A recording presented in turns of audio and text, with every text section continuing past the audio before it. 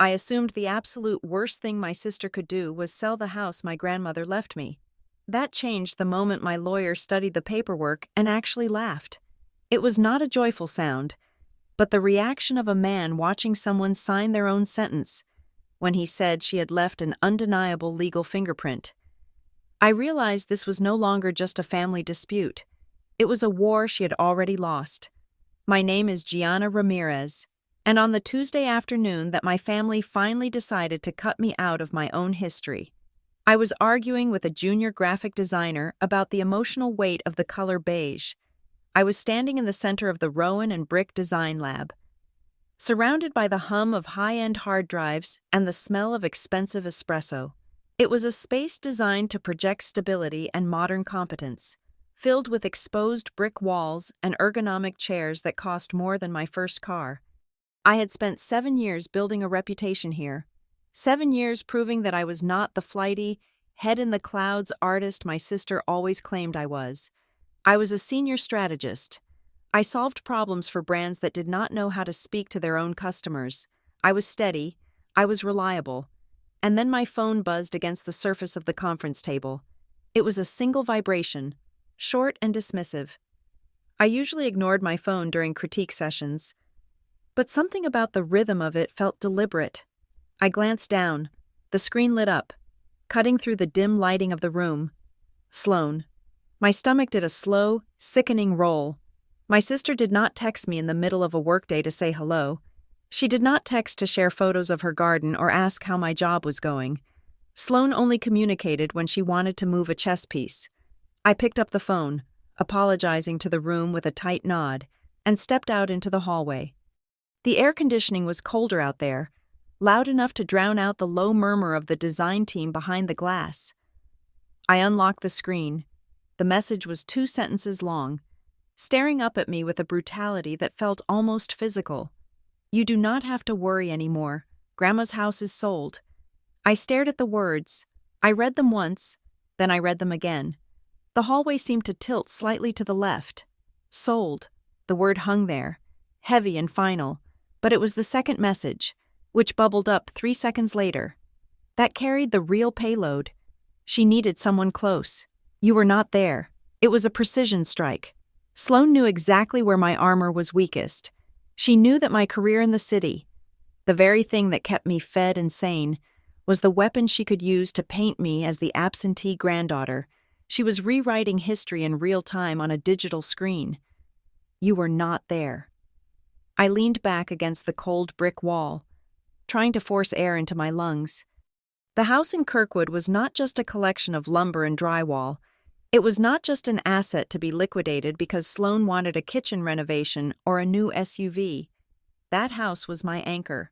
When I was 8 years old, after our parents' second bankruptcy and the chaotic months of sleeping on friends' couches, Grandma Lorraine had sat me down on her front porch swing. She had held my face in her rough, warm hands and told me that as long as that roof stood, I would never be on the street again. She called it our anchor. She had left it to me in her will specifically because she knew Sloan had married into money, and she knew I had to fight for every inch of ground I stood on. Sold. The panic started in my chest, hot and frantic. I wanted to scream. I wanted to call Sloan and scream until my throat bled. I wanted to drive to Kirkwood and chain myself to the front porch, but that was exactly what Sloan expected. She expected the emotional, volatile little sister to have a breakdown.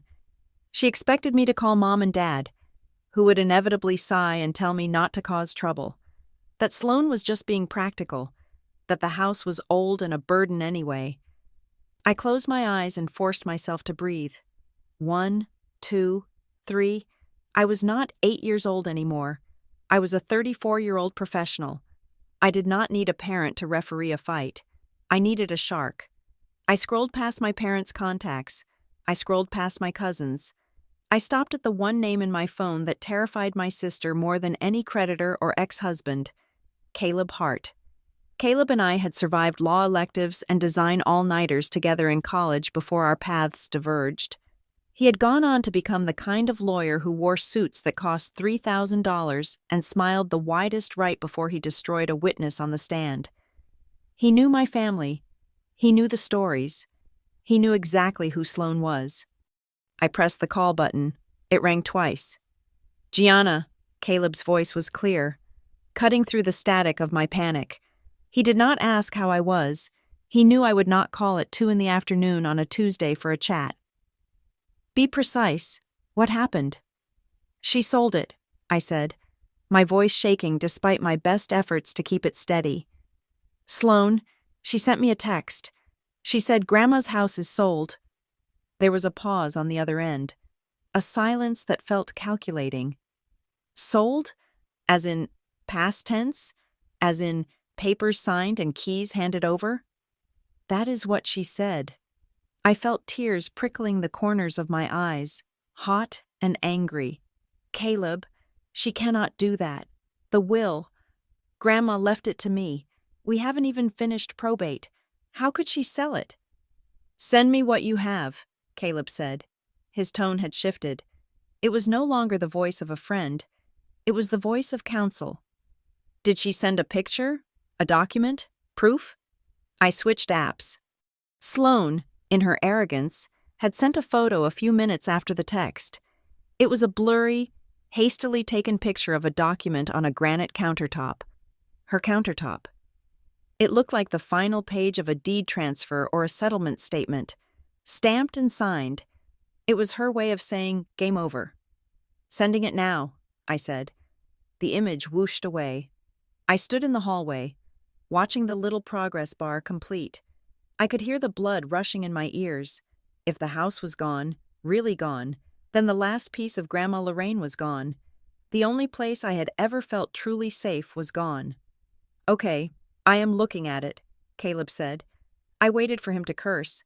I waited for him to tell me it was a mess, that we would have to fight for years to get the money back, that the house itself was lost.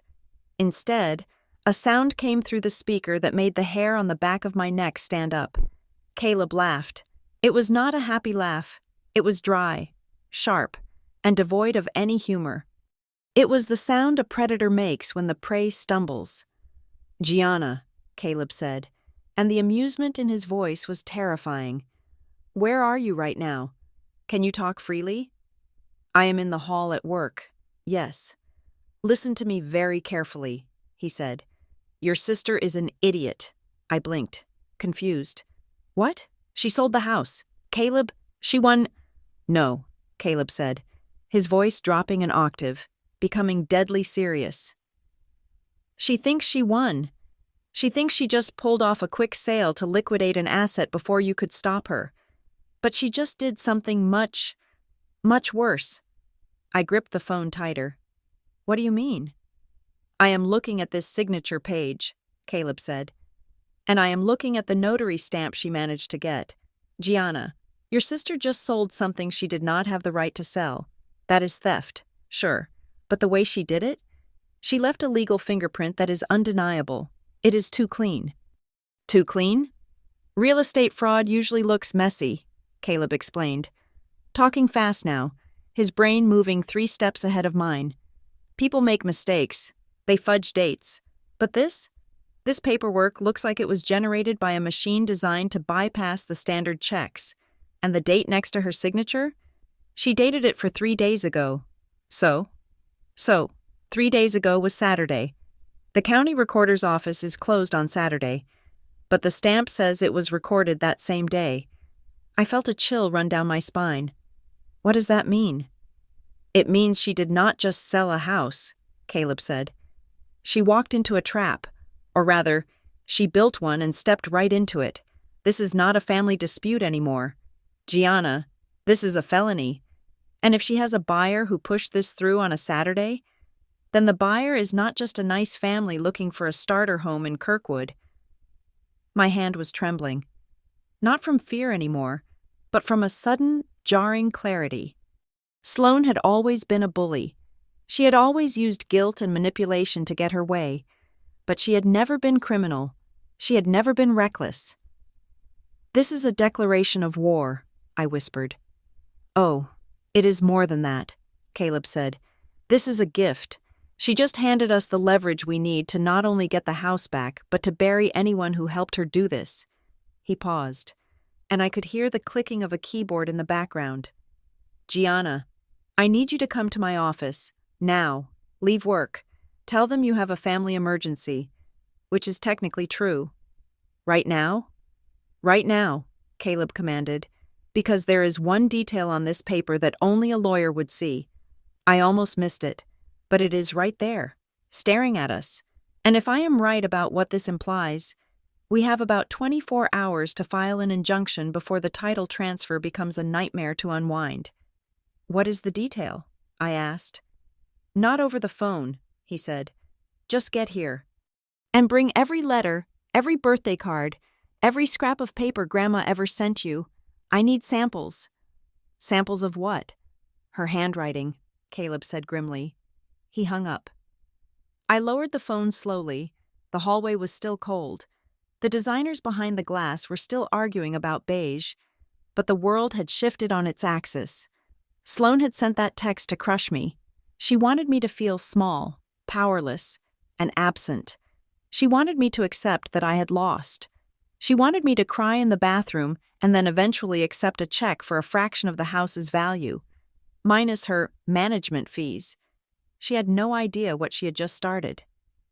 I looked at the watch on my left wrist. It was 2:17 in the afternoon. If the house was truly gone, if the locks had been changed and the deed recorded, I did not know if I could ever forgive myself. The guilt that Sloan tried to plant was real. I had been absent. I had been busy building a career while Grandma got older and frailer. I had missed Sunday dinners. I had let calls go to voicemail. But I would not let the house go. I pushed off the wall, my heels clicking sharply against the concrete floor as I walked back toward the design lab to grab my bag. I was done crying over Sloan. I was done being the little sister. If she wanted to play games with the only legacy Grandma left me, she was going to learn very quickly that she wasn't just fighting Gianna the artist. She was fighting Gianna the client of Caleb Hart. And we were coming for everything. The drive to Caleb Hart's office was a blur of gray highway and white knuckles. I did not turn on the radio. I could not handle the noise. Instead, the silence of the car became a vacuum where my sister's text message replayed on an endless, agonizing loop. She needed someone close. You were not there. It was a brilliant weapon because it was forged from the truth. I had not been there, not in the way Sloan was. I was not there for the Tuesday morning doctor appointments or the Thursday afternoon pharmacy runs. I was not there when the water heater broke last November, and Sloan had to coordinate the plumber. I was 40 minutes away in the city, buried under deadlines, convincing myself that sending money for the repairs was the same thing as being present. It was not, and we both knew it. But my grandmother, Lorraine Ramirez, was not a woman who measured love in attendance sheets. She was not the kind of grandmother who baked cookies or knitted sweaters. She was a woman made of gristle and iron, a survivor of a world that had tried to break her more times than I could count. She had hands that felt like sandpaper and a spine that refused to bend. She spoke little, but when she did, you stopped what you were doing and you listened. The house in Kirkwood was her masterpiece. It was not a mansion. It was a modest, 2-story craftsman with a porch that listed slightly to the left and a basement that smelled permanently of damp earth and cedar. But to Lorraine, that house was not real estate. It was a fortress. It was the one thing she owned free and clear, the one piece of American soil that no bank and no man could take away from her. I remember when I was 12, sitting on the floor of the living room while she balanced her checkbook. She looked at me over the rim of her reading glasses and said, "Gianna, people leave, husbands leave, children grow up and leave, but land stays. You hold on to the land." Sloan never understood that. To my sister, the house was a burden. It was an old structure with outdated wiring and a roof that needed patching every 3 years. Sloan looked at the house and saw a liability. I looked at the house and saw the only place in the world where I did not have to apologize for existing. Sloan Ramirez was 5 years older than me and 10 times more practical. She was the responsible one, the martyr. She wore her sacrifices like Scout merit badges. "Look how tired I am," her posture would say at family gatherings. Look how much I do for Grandma while Gianna plays with her little computer programs in the city. She had spent the last 5 years slowly, methodically building a narrative where she was the saint, and I was the prodigal daughter who only came home for Christmas. And the worst part was that I let her do it. I let her take the lead because it was easier. I let her handle the doctors because I was scared of seeing the strongest woman I knew turn frail. I let Sloane be the good daughter because I was busy trying to build a career that would make sure I never had to ask anyone for money again. I thought we had an understanding. I thought Sloane handled the logistics because she lived 10 minutes away, and I handled the finances when things got tight. I thought we were a team, just playing different positions. I was naive. Sloane wasn't playing on a team. She was auditioning for an inheritance. I merged onto the exit ramp for downtown, the skyline rising up like jagged teeth against the afternoon sky. My mind drifted back to a conversation from 2 years ago. The day everything shifted between us. It was a Sunday. We were in the kitchen. Grandma was napping in the living room, the television blaring a game show she was not watching. Sloane was scrubbing a pot in the sink with a ferocity that suggested the pot had personally offended her. "You need to come home more," Sloane had said, not looking at me. "She asks about you." "I was here last week," I defended, pouring myself a glass of water. "I have that big project launch. Sloane, I told you, once Q4 is over, I will have more time." Sloane turned off the faucet and spun around. Her hands were dripping with soapy water. "Q4? That is great. Gianna, I am sure your clients are very happy. Meanwhile, I am here figuring out her medication schedule and dealing with the gutter cleaners. But sure, you go launch your project." "I sent the money for the gutters," I snapped. "It is not about the money," Sloane shouted, her voice cracking. "It is about being here. It is about the fact that I am the one holding her hand when she gets confused. I am the one she sees every day. And you are just a guest. You treat this house like a hotel." It stung because she was right about the logistics, but she was wrong about the heart. I did not treat the house like a hotel. I treated it like a sanctuary I was terrified to lose. Later that same afternoon, after Sloane had left in a huff of righteous indignation, Grandma called me into the sunroom. She was sitting in her favorite armchair, the one with the velvet upholstery worn smooth on the arms. She looked small, swallowed up by the fabric, but her eyes were sharp, clear. "She is angry again," Grandma stated. It wasn't a question. "She is tired," I said, sitting on the ottoman at her feet. "She does a lot. Grandma, maybe she is right. Maybe I should move back." Grandma reached out and took my hand. Her grip was surprisingly strong.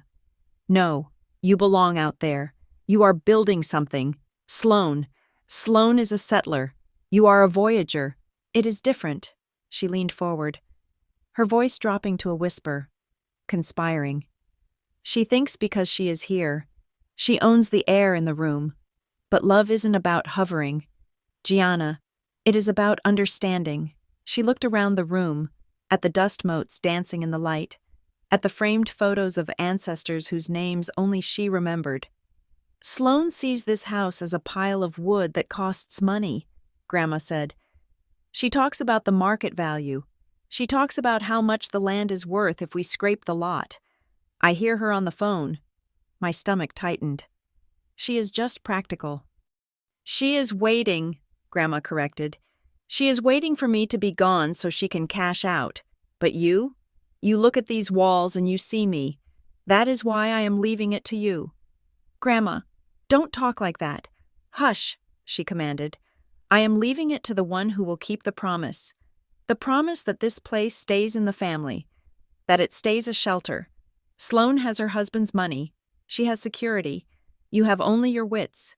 This house is your safety net. Do not let her convince you otherwise." That was the moment. That was the seal. "Everyone loves differently," she had said. "But this house, I leave to the one who keeps promises." I pulled my car into the parking garage beneath Caleb's building, the tires screeching on the polished concrete. I killed the engine but didn't open the door immediately. I sat there in the sudden dark, gripping the steering wheel. There was another memory, One I had pushed down because it was too painful to touch, but now it surfaced with the clarity of a photograph. It was 3 months ago, the last time I saw her lucid before the stroke took her speech. She was in the hospital bed, hooked up to monitors that beeped with a rhythmic, indifferent cadence. Sloan had gone to the cafeteria to get coffee, leaving us alone for the first time in weeks.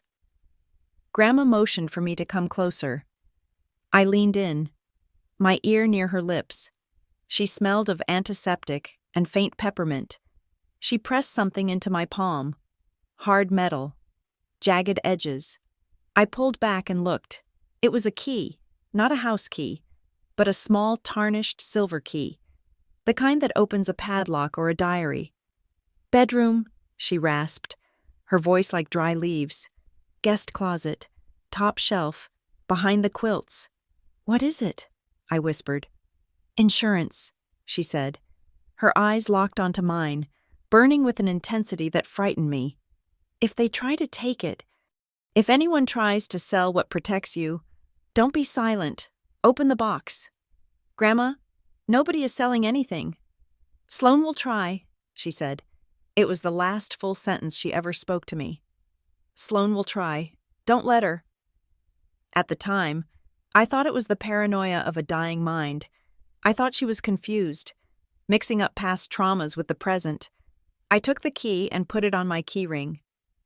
More to pacify her than anything else. I never looked for the box. I never went to the guest closet. I was too busy grieving, too busy handling the funeral arrangements while Sloan played the weeping hostess, too busy trying to get back to work because I had used up all my bereavement leave. But now, sitting in my car with the engine cooling, I reached into my purse and pulled out my keys. There it was, the small, tarnished silver key, nestled between the fob for my apartment and the key to my office. A cold realization washed over me. Grandma Lorraine hadn't been paranoid. She had been preparing. She knew Sloan better than I did. She knew that the moment she was gone, Sloan's grief would be eclipsed by her practicality. She knew Sloan would look at the Kirkwood house and see a check with 6 zeros. I thought about the box she mentioned. Top shelf. Behind the quilts. I had slept in that guest room 100 times. I knew that closet. It was deep and smelled of cedar chips. On the top shelf. Way in the back. Grandma kept the heavy winter quilts that we only used when the temperature dropped below 0. I remembered hearing a clank once when I was shoving a suitcase up there years ago. I had assumed it was an old tin of sewing supplies, or maybe a box of buttons. Grandma saved everything. But what if it wasn't buttons? What if Lorraine Ramirez, a woman who trusted no one completely, not even her own blood, had left behind a weapon? My phone buzzed again. Another text from Sloan. "I know you are upset. But the buyer wants to start demolition next week. You need to come get your boxes from the attic by Friday, or I'm throwing them out." Demolition. The word hit me like a physical blow. They weren't just selling the house. They were erasing it. They were going to scrape the lot, just like Grandma feared. They were going to turn the only place I ever felt safe into a vacant dirt patch for some developer to build a soulless McMansion. I looked at the silver key in my hand. Sloan thought she was dealing with her little sister, the artist who hated conflict. She thought she could bully me with guilt and bury me with logistics. She thought that because I hadn't been there to change the bedpans, I didn't have the right to the inheritance. But she forgot who raised us. She forgot that I had Lorraine's blood in my veins, too. I opened the car door and stepped out into the garage. The air was thick and smelled of gasoline. I slammed the door shut, the sound echoing like a gunshot. I wasn't just fighting for a house anymore. I was fighting for the memory of the woman who saved me. I was fighting against the idea that being present gave you the moral right to dismantle someone's legacy for cash. And as I walked toward the elevator that would take me up to Caleb's office, a dark, heavy question settled in my gut. Heavier than grief. Heavier than anger. We are taught that family is sacred, that blood is the ultimate bond. We are told to forgive family, to support family, to protect family.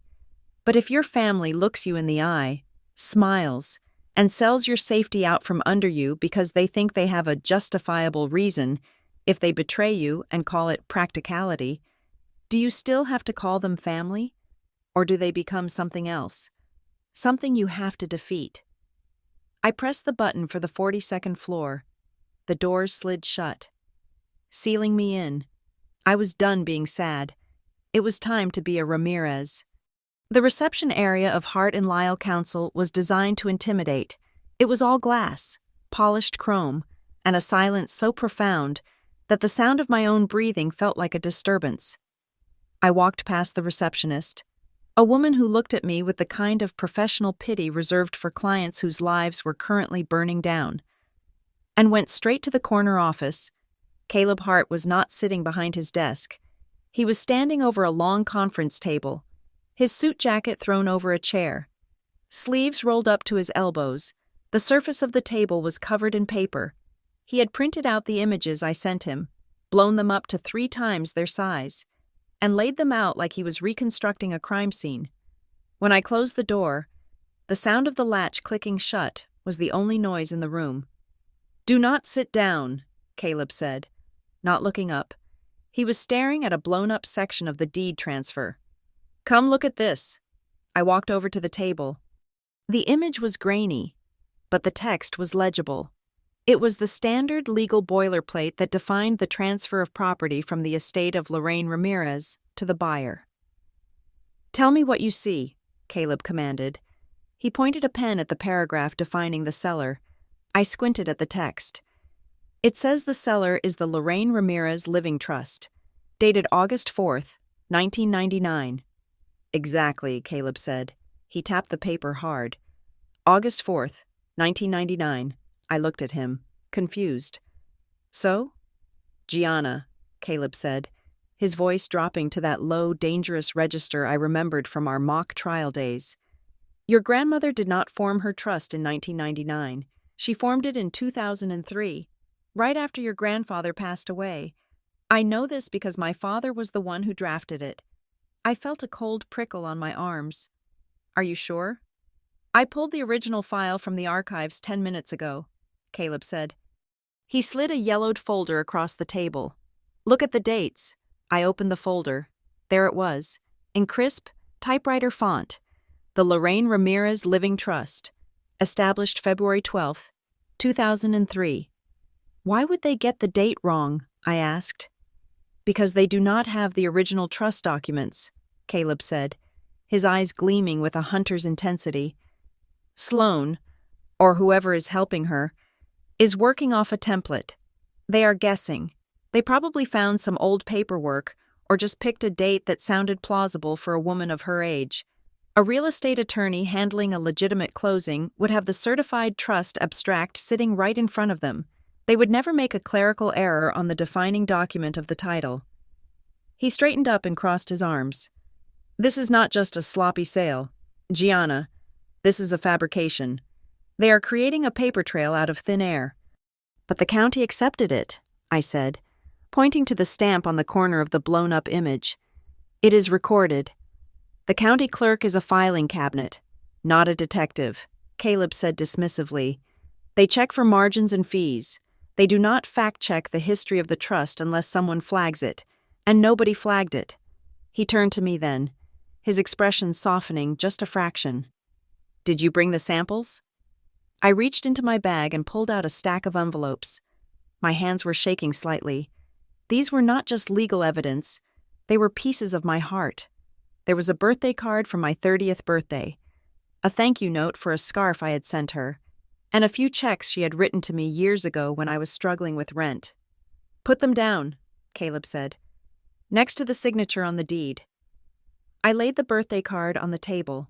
The ink was blue ballpoint, shaky but determined. "Love, Grandma." Then I looked at the signature on the deed. Lorraine Ramirez. At first glance, it looked perfect. The loop of the L was tall. The R in Ramirez had that distinctive little kick at the end. If I had been a bank teller glancing at it for 3 seconds, I would have cleared it. "It looks like hers," I whispered, feeling a wave of nausea. "Sloan has seen her signature 1,000,000 times. She could forge it." "Look closer," Caleb said. He handed me a magnifying glass from his desk. Look at the pressure points. I leaned in. Through the glass, the lines of ink became roads. I looked at the L on the birthday card. The line was smooth, confident. The ink was darker at the bottom of the loop where she pressed down harder. A habit of muscle memory she had possessed for 80 years. Then I moved the glass to the deed. The L was the right shape, but the line was uniform. It was hesitant. There were tiny, microscopic jitters in the curve, as if the hand holding the pen was moving slowly, carefully tracing a path rather than signing a name. "It is too slow," I said, the realization dawning on me. "There is no rhythm." "Exactly," Caleb said. "A signature is a rhythmic event. It is a reflex. You do not think about how to make the letter A in your name. Your hand just does it. This?" He gestured to the deed. "This is a drawing. Someone drew your grandmother's name. They looked at a sample and painted it onto the page." He walked around the table, pacing. "This changes the entire landscape of the battle.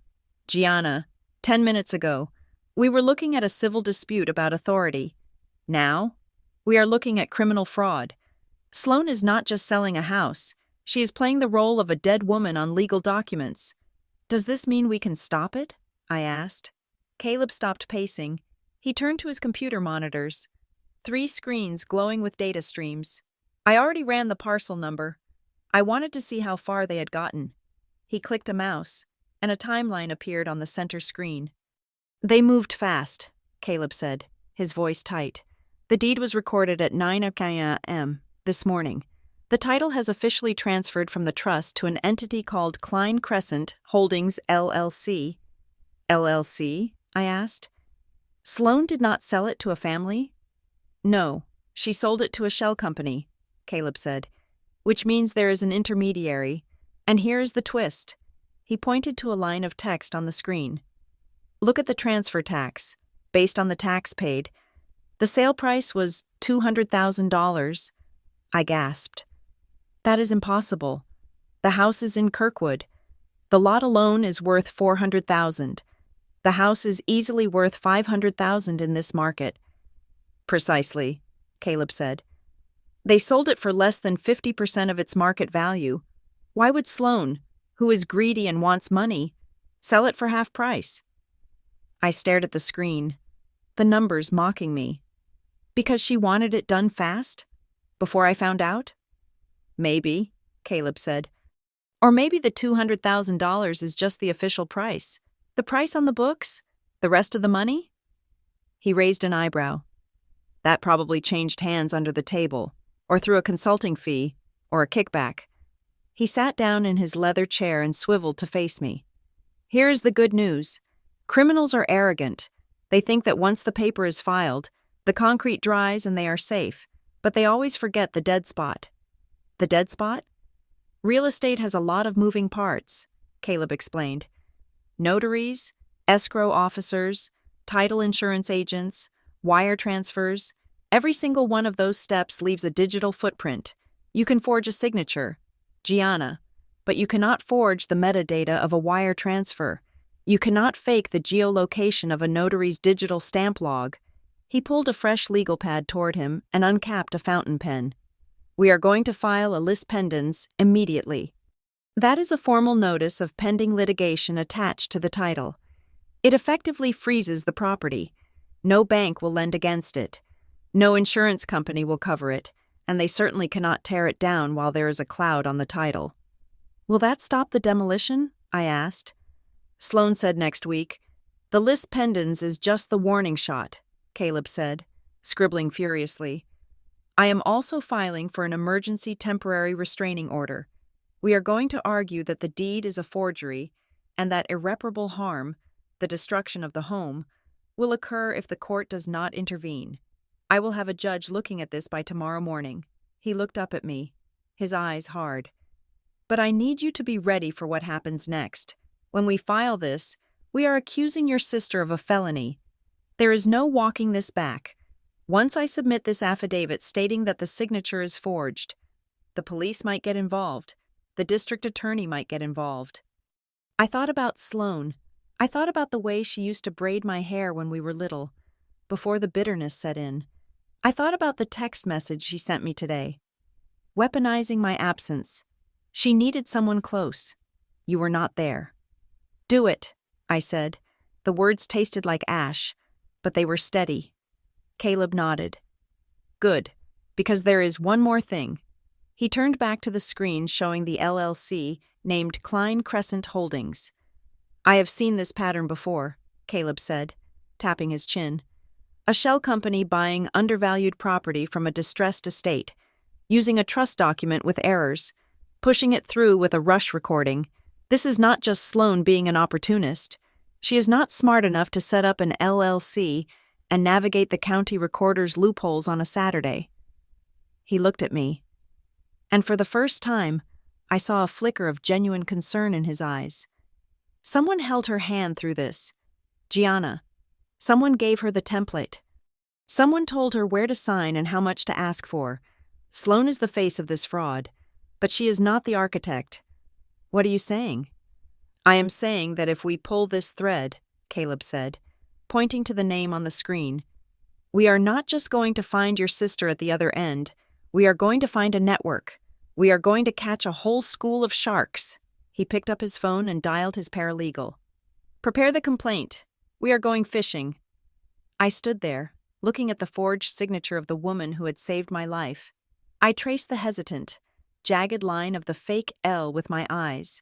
They had tried to steal my history. They had tried to erase my anchor. Caleb was right. They had left a fingerprint, and I was going to make sure that fingerprint became the bars of their cage. What do I do now? I asked. Go home, Caleb said, covering the phone's receiver. Do not call Sloan. Do not text her. If she calls you, let it go to voicemail. Total radio silence. Let them think you are defeated. Let them think you are crying in your apartment. We want them to feel safe for exactly 12 more hours. He smiled. A sharp, shark-like smile. Because when the process server hands Sloan that restraining order tomorrow morning, I want her to be completely blindsided. I nodded and turned to leave. As I reached the door, Caleb spoke again. Gianna? I looked back. You were there, he said quietly. You are here now. That is what counts. I walked out of the office and into the elevator. The numbers above the door counted down. 40, 39, 38.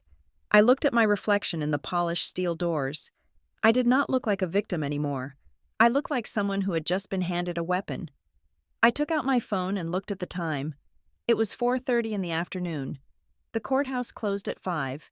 Caleb was going to make it just in time. I walked out into the cooling air of the city, the noise of traffic washing over me. I hailed a cab, gave my address, and sat back against the vinyl seat. I closed my eyes and imagined the house in Kirkwood. I imagined the front porch. I imagined the smell of the cedar closet. Don't be silent. Grandma had said. I opened my eyes. The city blurred past the window. I wasn't going to be silent. I was going to be the loudest thing they ever heard. I sat on the floor of my living room, my laptop burning a hot rectangle into my thighs. The apartment was dark, save for the blue-white glow of the screen and the streetlights filtering through the blinds. I had not eaten dinner. I had not changed out of my work clothes. I was consumed by the digital paper trail of my own dispossession. Caleb had told me to go home and wait, but my mind was running at 1,000 miles an hour. I needed to see it for myself. I needed to understand the mechanics of how they had stripped me of my heritage in a single morning. I had the county assessor's portal open in one tab and a real estate valuation site in another. I typed in the address, 1242 Oakwood Lane. The screen refreshed, and there it was. The status had changed from owner-occupied to sold. I looked at the transaction history. The price was listed clearly, $200,000. I scrolled down to the comparable sales in the neighborhood. The house next door, the one with the smaller yard and the unrenovated kitchen, had sold 6 months ago for $550,000. The brick colonial across the street had gone for nearly $600,000. My sister had not just sold the house, she had given it away. She had handed over a prime piece of Kirkwood real estate for 30 cents on the dollar. It made no sense. Sloane was greedy, yes, but she was also obsessed with status. She counted every penny. Why would she leave $300,000 on the table? Unless she didn't. Unless the $200,000 was just the number they needed to put on the tax form to keep the fees low. While the rest of the money moved in shadows, I clicked on the buyer's name again.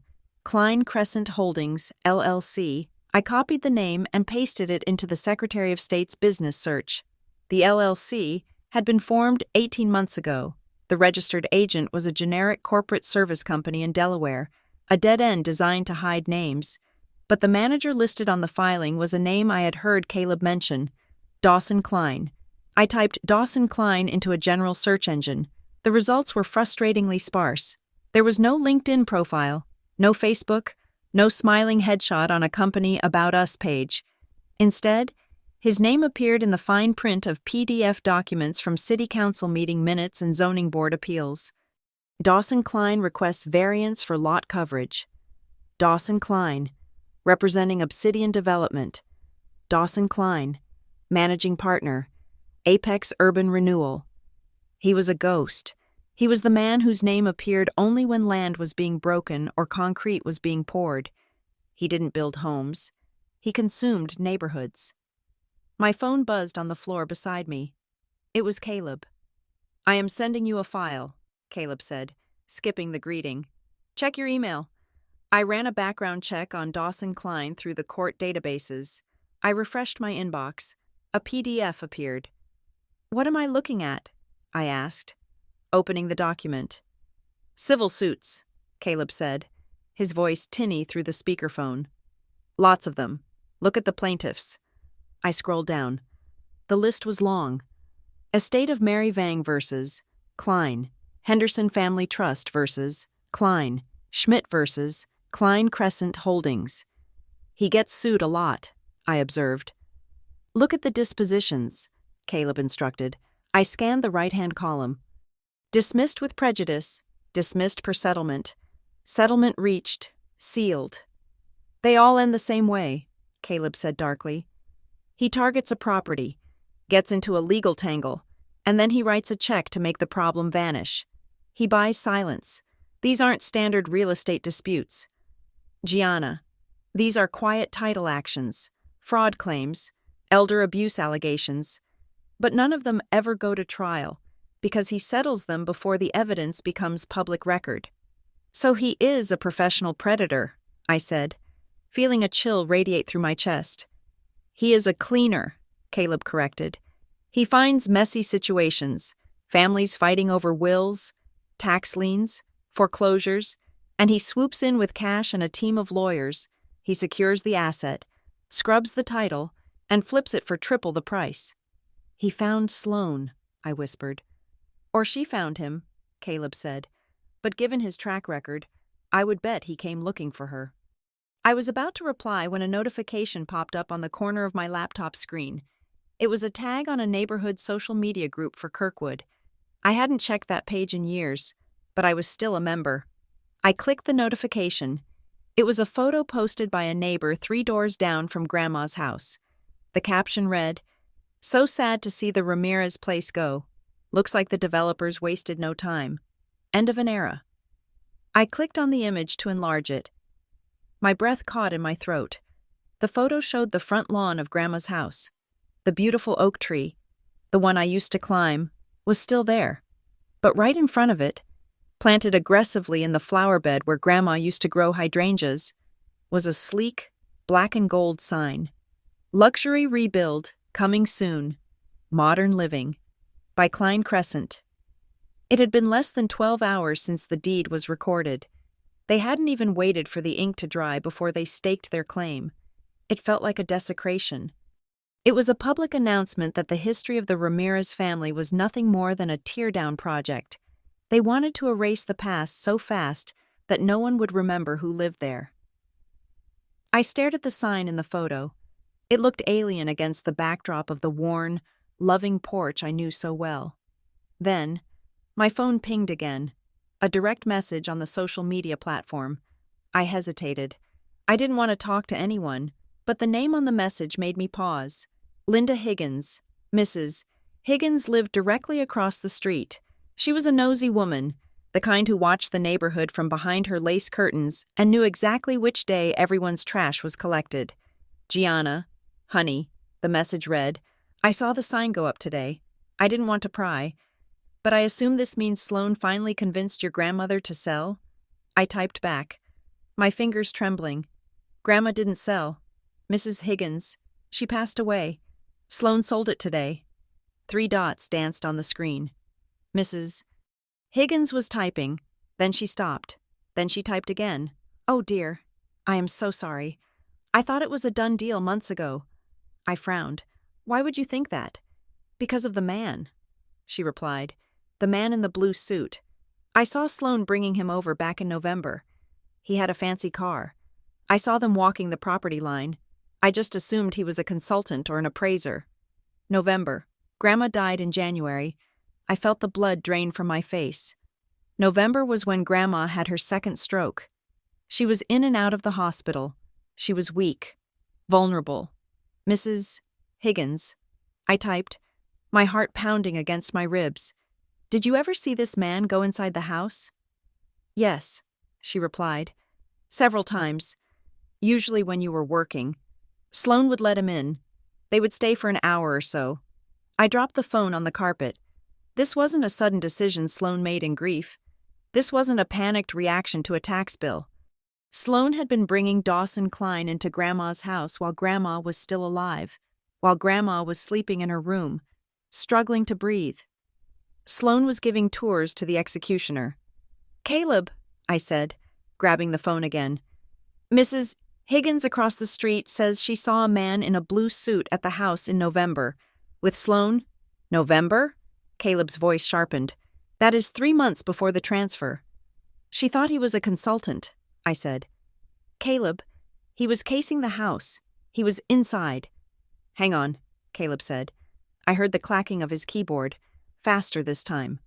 If he was in the house in November, and he is as thorough as his lawsuit suggests, he would have wanted to assess the owner's capacity. He would want to know if the old lady could fight back.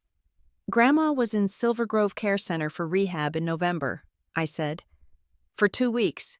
What dates? Caleb demanded. November 10th to the 24th. Shikari.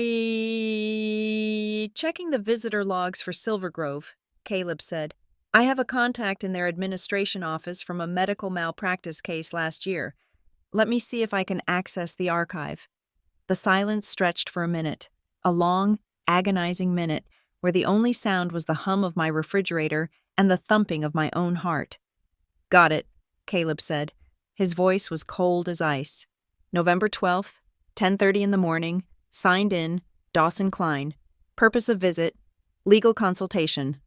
I covered my mouth with my hand. He went to see her? He went to see Grandma? He didn't just go to see her, Caleb said. He signed in as legal counsel, but he is not a lawyer. Gianna, he is an investor. He went there to see if she was lucid. He went to size up his obstacle. She would never have signed anything for him, I said fiercely. She hated men in suits. Exactly, Caleb said. That is why he needed Sloan. He realized the old woman was a fortress he couldn't breach. So he turned his attention to the weak link. He realized he couldn't buy the house from Lorraine, so he decided to manufacture a sale through the granddaughter. The picture was coming into focus, and it was hideous. I had spent the last 6 hours thinking my sister was a monster, but she wasn't. She was something more pathetic. She was a mark. Dawson Klein had seen a family in distress. He had seen an elderly matriarch with a valuable asset and a granddaughter who felt burdened and underappreciated. He had walked into that nursing home, looked at my fierce, dying grandmother, and realized she wouldn't break. So he walked out and found Sloan. He probably took her to lunch. He probably told her how much the house was worth. He probably whispered in her ear that she deserved more, that she was carrying the weight of the world, that he could make all the complexity go away with a simple signature. He groomed her. He turned her resentment into a weapon and handed her the pen. He targeted us, I said, my voice shaking with rage. He didn't just buy a house. He engineered a betrayal. Look at your email again, Caleb said. I just mapped his holdings. I clicked on the second file he sent. It was a map of St. Louis County. There were red pins scattered across the suburbs. Every red pin is a property Klein Crescent, or one of its subsidiaries purchased in the last 3 years. Caleb explained. I zoomed in. Pin 1. Owner deceased. Probate dispute. Pin 2. Foreclosure pending divorce. Pin 3. Bankruptcy liquidation. Pin 4. Estate of Lorraine Ramirez. The map looked like a disease spreading across the city. Dawson Klein didn't buy homes. He bought tragedy. He searched for families that were bleeding, and he fed on them. He has a system, I realized. He finds families that are falling apart, and he helps them break, Caleb finished. He is not just a developer, Gianna, he is a scavenger. He likely has alerts set up for obituary notices and divorce filings. I looked at the red pin on Grandma's house. It looked so small on the map. Just a dot, but to me, it was everything. He thinks we are just another pin, I said. He thinks we are just another distressed family that will take the cash and disappear. He is used to people who are ashamed, Caleb said. He is used to people who want to hide their family drama. He relies on the fact that victims of this kind of fraud are usually too embarrassed to go public. I looked at the luxury rebuild sign in the photo again. They wanted to tear down the walls where I learned to walk. They wanted to bulldoze the garden where Grandma taught me the names of flowers. They wanted to sanitize my history and turn it into a sterile box for someone who didn't know the cost. I wasn't ashamed. I was furious. He made a mistake, I said. What is that? Caleb asked. He thought Sloan was the only Ramirez left, I said. He didn't check for the other one. We are going to make him regret that, Caleb promised. I have the restraining order drafted. I am waking up a judge I know in 40 minutes, by sunrise. That coming soon sign is going to have a court order stapled to it. I closed the laptop. The blue light vanished, plunging the room into darkness. But I didn't feel lost in the dark anymore. I felt like I was hunting. Dawson Klein had walked into my grandmother's nursing home room. He had looked at her vulnerable state and calculated his profit margin. He had no idea that when he targeted the house on Oakwood Lane, he wasn't just buying a building, he was buying a fight with the only person on earth who loved it more than life itself. I stood up and walked to the window, looking out at the city lights. Somewhere out there, Dawson Klein was probably sleeping soundly, dreaming of his luxury rebuild. Let him sleep. It would be the last good night's rest he got for a long time. The chain-link fence was ugly, aggressive, and bright orange. It slashed across the front lawn of 1242 Oakwood Lane like a scar, separating me from the porch where I had learned to tie my shoes. Behind the mesh, the house looked tired. The windows were dark, staring out like bruised eyes, and a large yellow dumpster had already been dropped onto the driveway, cracking the concrete my grandfather had poured 40 years ago. I stood on the sidewalk, my hands shoved deep into my coat pockets, clutching the small, tarnished silver key Grandma had given me. It felt hot against my palm. A physical demand to be used. I wanted to jump the fence. I wanted to rip down the no trespassing sign that bore the Klein Crescent logo and march up the steps. Unlock the front door and find the metal box hidden in the guest room closet.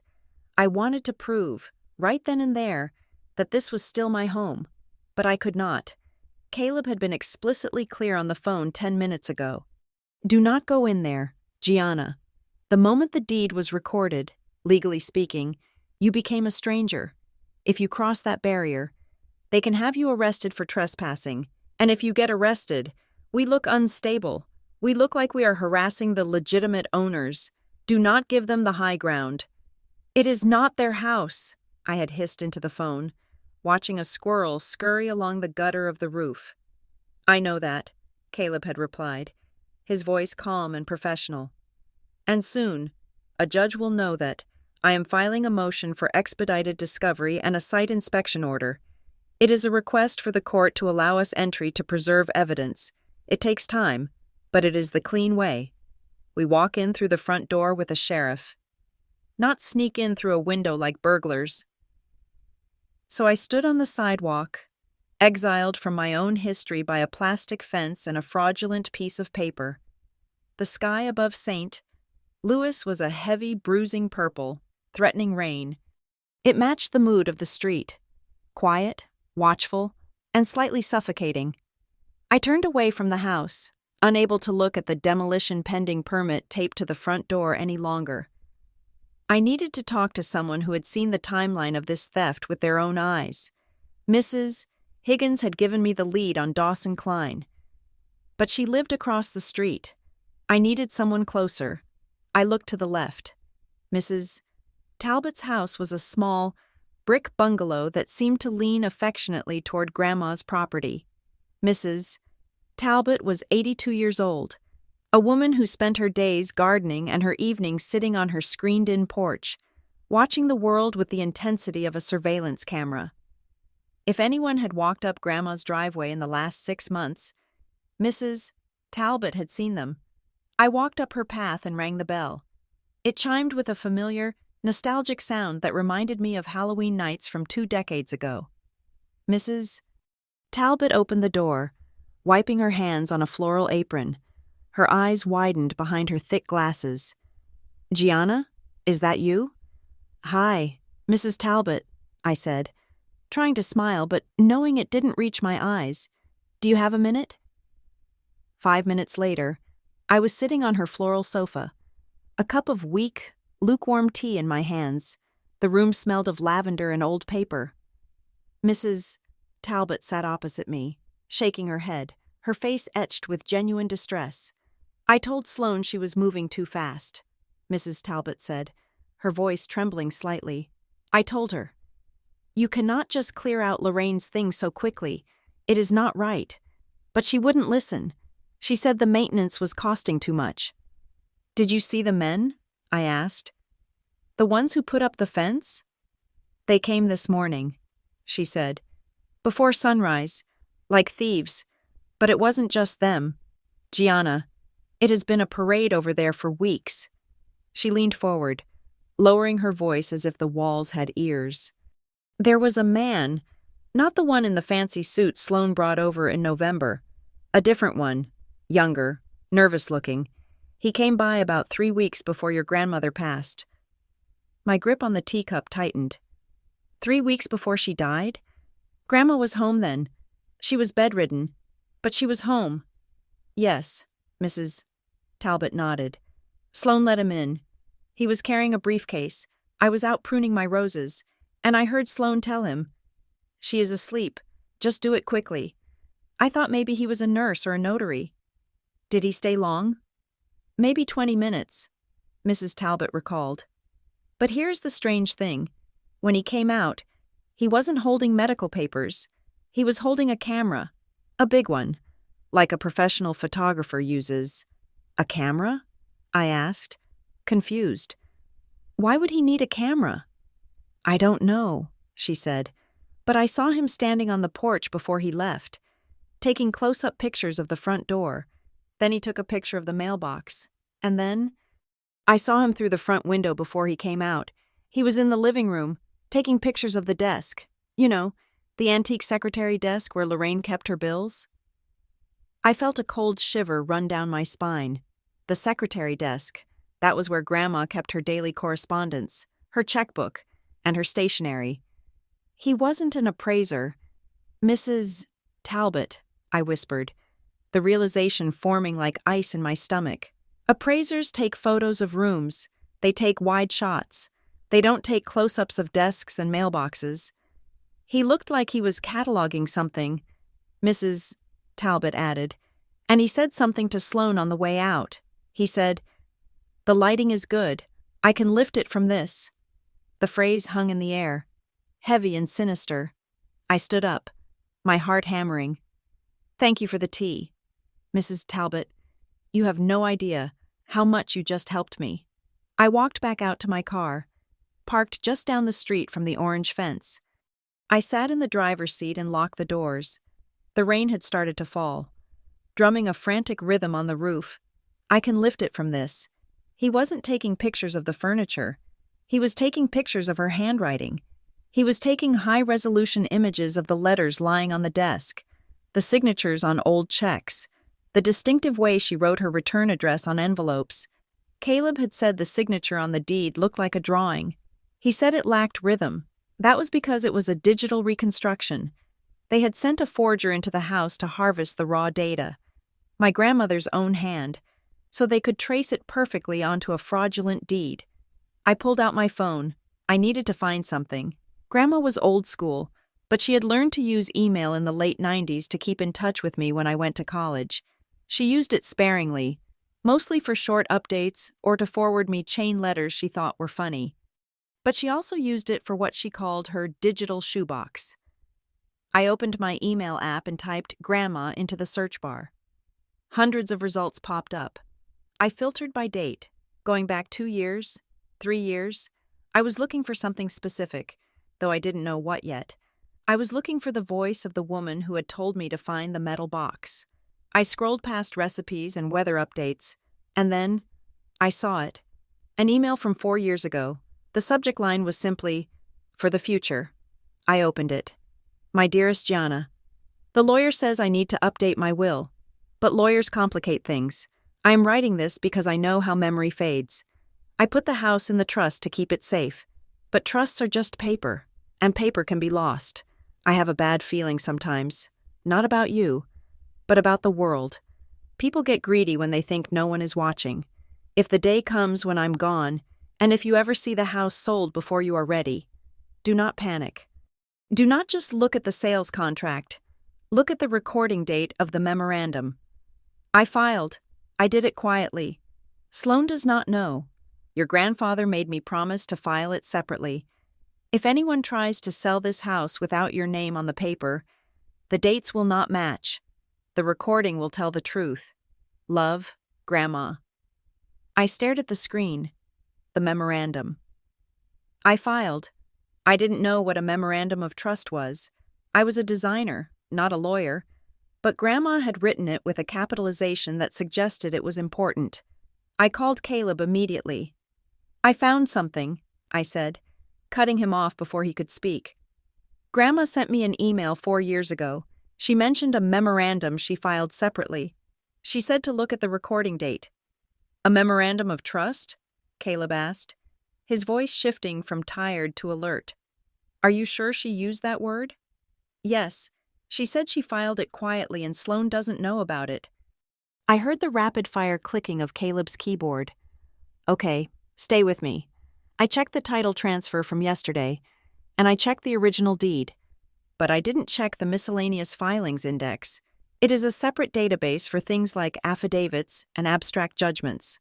The silence on the line stretched for 30 seconds. I watched the rain blur the view of the house. Holy Mother of... Caleb's voice trailed off. Then he let out a low whistle. Gianna, your grandmother was a genius. What is it? What did you find? She filed a memorandum of trust in 2005, Caleb said, sounding awestruck. But it is not just a standard notice. She added a restriction clause. It is recorded right here with the county. What does it say? It says, Caleb read, his voice deliberate, that no conveyance, sale, or encumbrance of the property located at 1242 Oakwood Lane is valid, unless it is accompanied by a certificate of beneficiary consent signed by Gianna Ramirez. And here's the kicker. She made this a matter of public record 20 years ago. What does that mean for Sloan? It means, Caleb said, the excitement rising in his voice, that the property has a poison pill attached to the title. When Sloan and Dawson Klein filed that deed yesterday, they didn't just commit fraud, they triggered a title defect that automatically voids their own transaction. Explain it to me like I am 5, I said. Okay, imagine the house is a safe, Caleb said. Sloan picked the lock and stole the contents, but Grandma installed a security camera inside the safe 20 years ago that broadcasts directly to the police station. By recording the deed without your certificate of consent, they publicly proved that they didn't do a title search, because if they had done a proper search, they would have seen this restriction, so they proved their own negligence. More than that, they proved constructive notice of fraud. Caleb corrected. Legally, because this document was public. They are presumed to know about it. They cannot claim it was an accident. They cannot claim they didn't know you had rights. The law assumes they checked the records. By ignoring this, they have legally admitted to bypassing the rules. The sale is dead. It is void ab initio. From the beginning. I leaned back against the headrest, closing my eyes. Grandma hadn't just left me a key to a box. She had turned the entire legal history of the house into a trap. She knew Sloan. She knew Sloan would take the easy route. She knew Sloan would find a shady buyer who would skip the deep title search to save time and hide the money. And she knew that haste would be their undoing. So we have them? I asked. We have the smoking gun, Caleb said. But we still need the bullet. The memorandum proves the sale is invalid. But it doesn't prove who forged the signature. It just proves the transaction failed. To nail Dawson, Klein, and Sloan for the crime. We still need what is in that box inside the house. We need the original documents she mentions in her email. But the sale is void, I repeated, feeling the first real wave of relief. The sale is a zombie, Caleb said. It is dead, but it is still walking around until a judge shoots it in the head. But this gives us the ammunition to get that site inspection order by tomorrow morning. No judge will deny us entry when I show them this memorandum. I looked out at the house again. The orange fence didn't look so intimidating anymore. It looked like a desperate, flimsy attempt to hold back a tidal wave. Mrs. Talbot had seen the forger. Grandma had planted the landmine, and I was holding the detonator. Get the order, Caleb, I said quietly. Get me into that house. I am drafting it now, he said. Get some sleep. Gianna, tomorrow, we take the house back. I hung up the phone and sat in the rain for a moment longer. I looked at the dark windows of the guest room on the second floor. I finally saw it. The red thread Grandma had stitched through the years. She hadn't just given me a house. She had given me a test. She had set the stage to see if I was strong enough to fight for it. She had prepared an escape route from this nightmare, hidden in plain sight in the county archives, waiting for the day I cared enough to look. I am here, Grandma, I whispered to the rain. I am listening. I put the car in gear and drove away. The luxury rebuild sign faded in my rearview mirror, a temporary lie destined to be torn down by the truth. The elevator ride to the 35th floor of the Meridian Tower was silent and swift, the kind of ride that makes your ears pop just before the doors slide open to reveal a world that costs $1,000 a square foot. Caleb stood beside me, adjusting his cufflinks, looking every inch the high-powered litigator.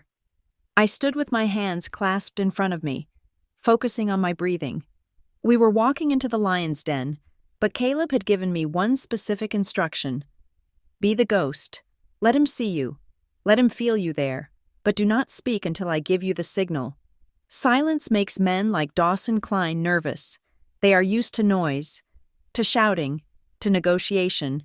Silence feels like judgment. The offices of Klein Crescent Holdings were a study in aggressive minimalism. Everything was glass, white marble, and chrome. It smelled of ozone and filtered air. There were no family photos on the reception desk. No warmth, no personality. It was a space designed to process assets, not to build communities. We were ushered into a corner conference room with a view that stretched all the way to the Mississippi River.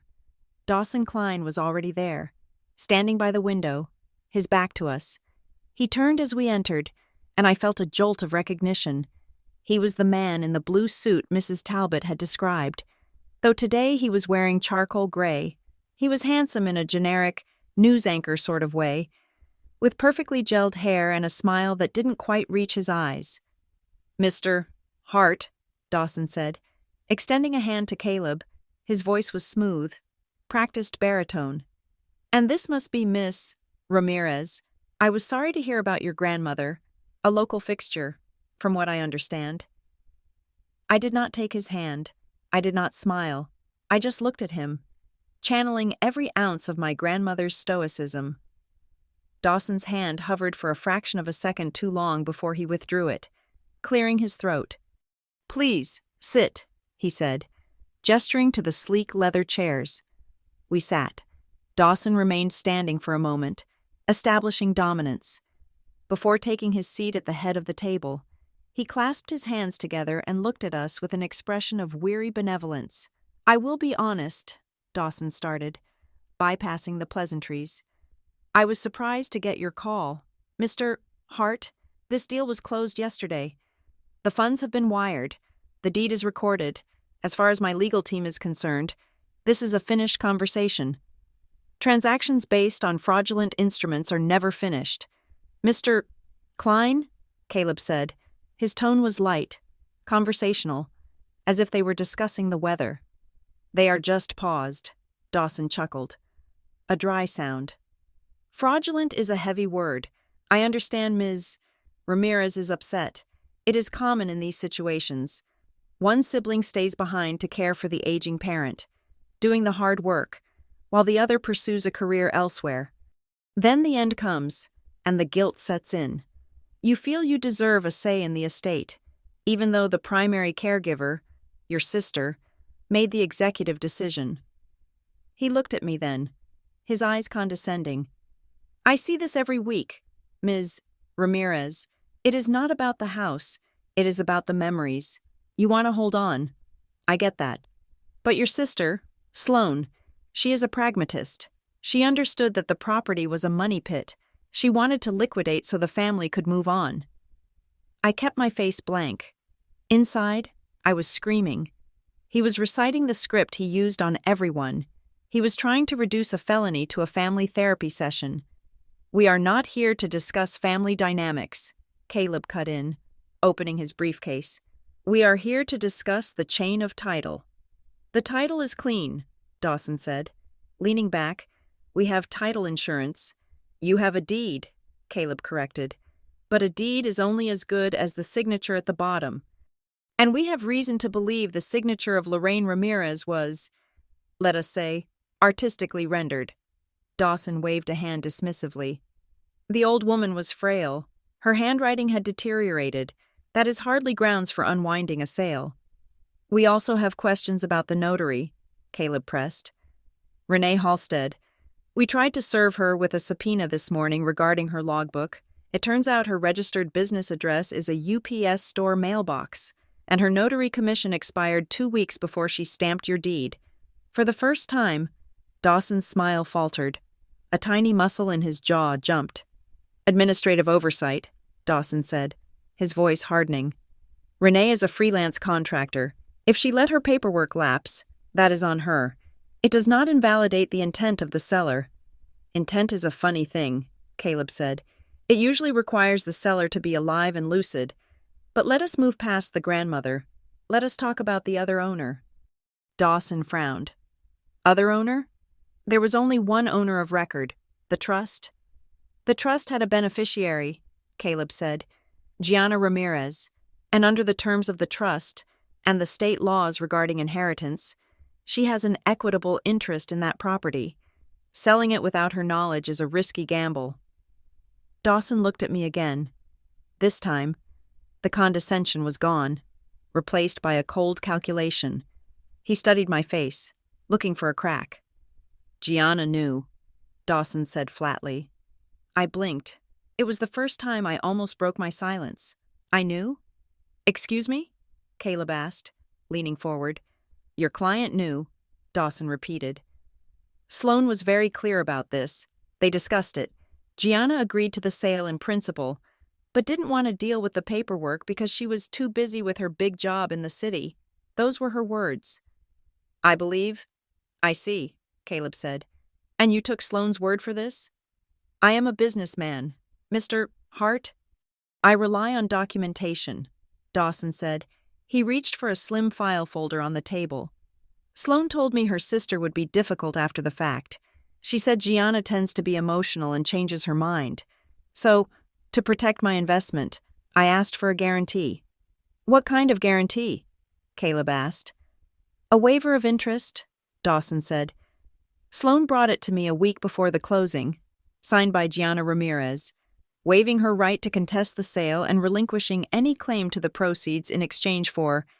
He glanced at the paper. Personal assets and heirlooms to be distributed privately. My heart stopped. A waiver? I had never signed a waiver. I had never even seen a waiver. May we see it? Caleb asked. His voice had dropped 20 degrees. Dawson slid the paper across the glass table. Caleb picked it up. He looked at it for a long moment, his face unreadable. Then he slid it over to me. I looked down at the document. It was a standard quitclaim and waiver of interest form, but it was the bottom of the page that made the room spin. There, on the signature line, was my name, Gianna Ramirez. It wasn't just a scribble, it was my signature. It had the sharp slant of the G, the way I looped the Z at the end. It was the signature I used on my design contracts. It was the signature I used on my tax returns. It was perfect. I felt a wave of nausea. This wasn't just Sloan trying to make a quick buck. This was something far darker. To get a signature this perfect. They hadn't just copied a birthday card. They had studied my legal documents. Sloan brought this to you? Caleb asked, his voice deadly quiet. She did, Dawson said, looking pleased with himself. So you see, Mr. Hart, your client didn't just know. She signed off on it. If she is having seller's remorse now, that is unfortunate. But it is not actionable. I looked up from the paper. I looked at Dawson Klein. He wasn't looking at Caleb anymore. He was looking at me, and his eyes were cold, hard, and triumphant. He thought he had me. He thought he could produce this piece of paper and I would fold. Terrified of being called a liar. It is a good likeness, Caleb said, breaking the silence. It is a binding contract, Dawson snapped. Now, look, I don't want to drag this out. I have a demolition crew scheduled. I understand families get messy. If Gianna feels she was shortchanged by her sister on the heirlooms part of the deal, I am willing to offer a nuisance settlement. He opened a drawer and pulled out a checkbook. $25,000, Dawson said. Consider it a consulting fee for transition services. You walk away. You let the demolition proceed, and we forget this meeting happened. And if we don't? Caleb asked. Dawson sighed, putting the cap back on his expensive pen. Then I file this waiver with the court. And I file a countersuit for slander of title and breach of contract. And your sister? Sloan? She will be deposed. If it turns out she forged this, which I am sure she didn't. But let us play hypotheticals. Then she goes to prison for fraud. Is that what you want? Gianna? Do you want to be the reason your sister gives birth to her next child in a state penitentiary? The room went dead silent. The threat hung there, gross and heavy. He was using my own blood against me. He was betting that I was too weak, too sentimental, to risk hurting Sloan. Even after what she did, he was betting that I would take the $25,000 to save my family from public shame. I looked at the checkbook. Then I looked at the waiver. Then I looked at the view of the river, the water moving relentlessly toward the ocean. I thought about Grandma's metal box. I thought about the memorandum of trust that Dawson didn't know we knew about.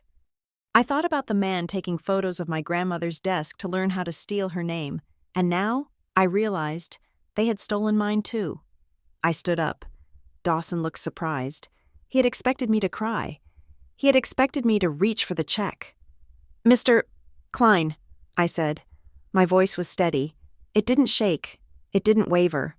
It sounded like the voice of a woman who had just realized she was the only adult in the room. Dawson blinked. Yes? You asked if I wanted money or memories, I said. But that is not the choice you are offering, is it? I pointed to the waiver on the table. You are offering me $25,000 to validate a forgery, I said. You are not paying me for the house. You are paying me to become an accomplice to my own impersonation. Dawson's face turned red. Now wait a minute. No, you wait, I interrupted, leaning my hands on the table. You think because I am the sister from the city that I am soft. You think I will protect Sloan. But you made a mistake. You didn't just steal a building, you stole my name. You put my name on a lie. I looked him dead in the eye. I don't want your $25,000, I said. And I don't care if Sloan goes to jail. If she stood in this room and handed you a forgery of my signature, she made her choice. She chose you over me. So now, I am choosing the truth over her. I turned to Caleb. I am done listening to him. Caleb stood up, snapping his briefcase shut. He looked at Dawson, who was now standing, looking furious and slightly unsure. You have the waiver, Mr. Klein, Caleb said cheerfully. Hold on to it. Do not lose it. We will be requesting a forensic analysis of the ink dating and the pressure strokes. I suspect we will find that Gianna signed that document long before she was allegedly presented with it. Get out of my office, Dawson hissed. Gladly, Caleb said. Oh, and the demolition crew? You might want to send them home. The judge signed the temporary restraining order 20 minutes ago. My paralegal just texted me. The sheriff is posting it on the fence as we speak. Dawson's jaw dropped. We turned and walked out. I didn't look back. I listened to the sound of my heels on the marble floor, sharp and rhythmic. We got into the elevator, and the doors slid shut, sealing out the sterile cold of Klein Crescent Holdings. Caleb let out a long breath and loosened his tie. He looked at me, his eyes shining with adrenaline. You did good, he said. Better than good. That was ice cold. He forged my signature. Caleb, I said, staring at the floor numbers counting down. Sloan didn't do that. Sloan can barely use Photoshop. That signature was perfect. That was a professional job. I know, Caleb said. That is the key. He leaned back against the elevator wall. If Sloan had done this alone, it would be messy, he said. But that waiver? That was part of a package. Dawson provided the forms. Dawson provided the notary, and Dawson provided the forger who practiced your signature until he could do it in his sleep. They planned this. Gianna. They planned to erase you from the equation entirely. The elevator dinged at the lobby. So what now? I asked. Caleb smiled. But it was a wolf's smile.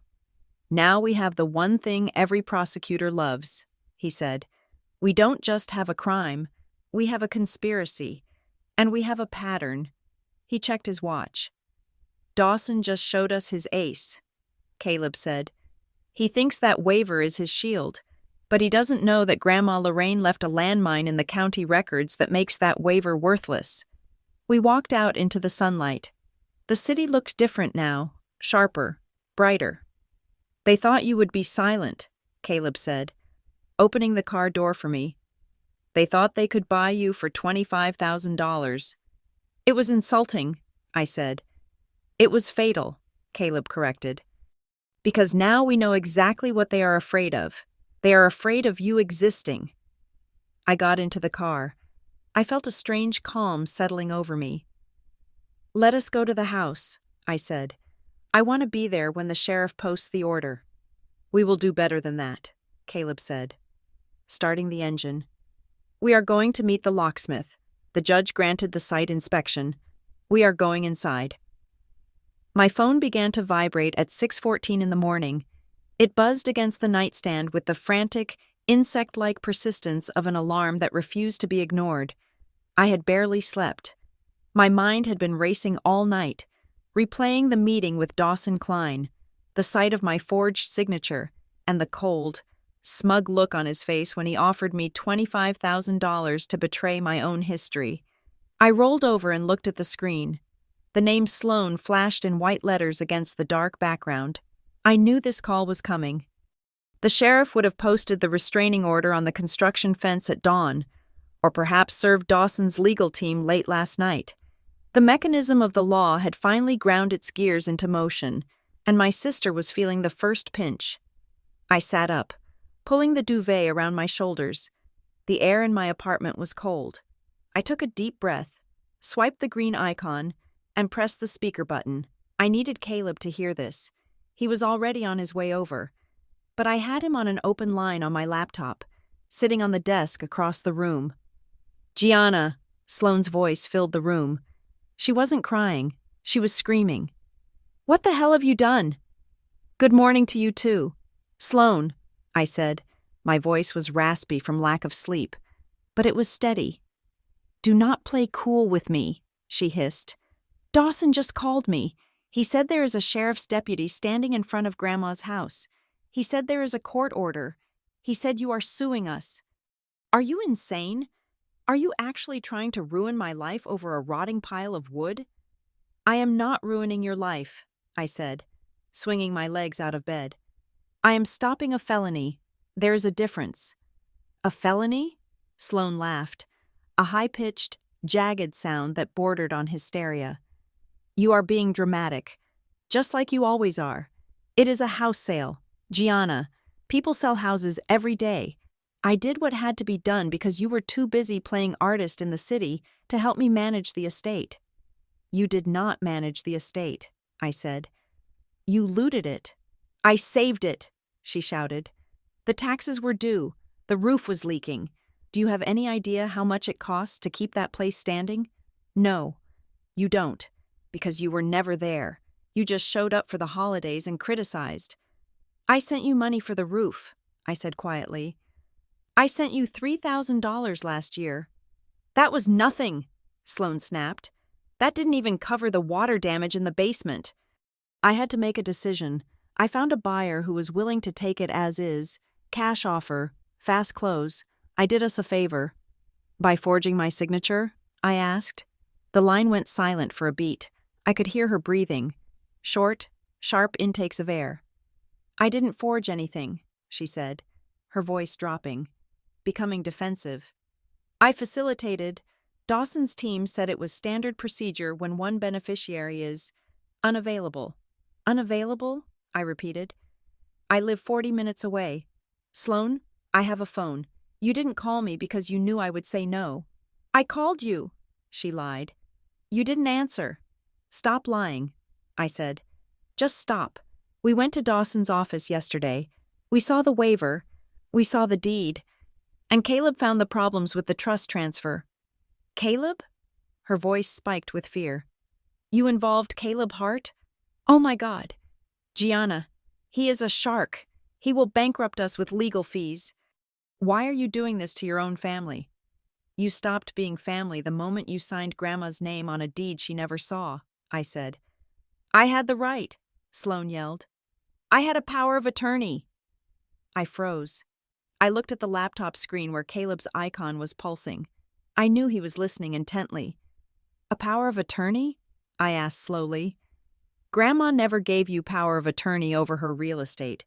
She was very specific about that. She kept control of the house until the end." "She signed it," Sloan insisted. "She signed it because she knew she was getting confused. She wanted me to handle things." "When?" I asked. "When did she sign it?" "In November," Sloan said. "When she was sick, she realized she couldn't handle the bills anymore." "What date in November?" "I don't know. Does it matter?" Sloan deflected. "It was legally notarized. It is valid. Dawson's lawyers checked it." "It matters," I said, pressing her.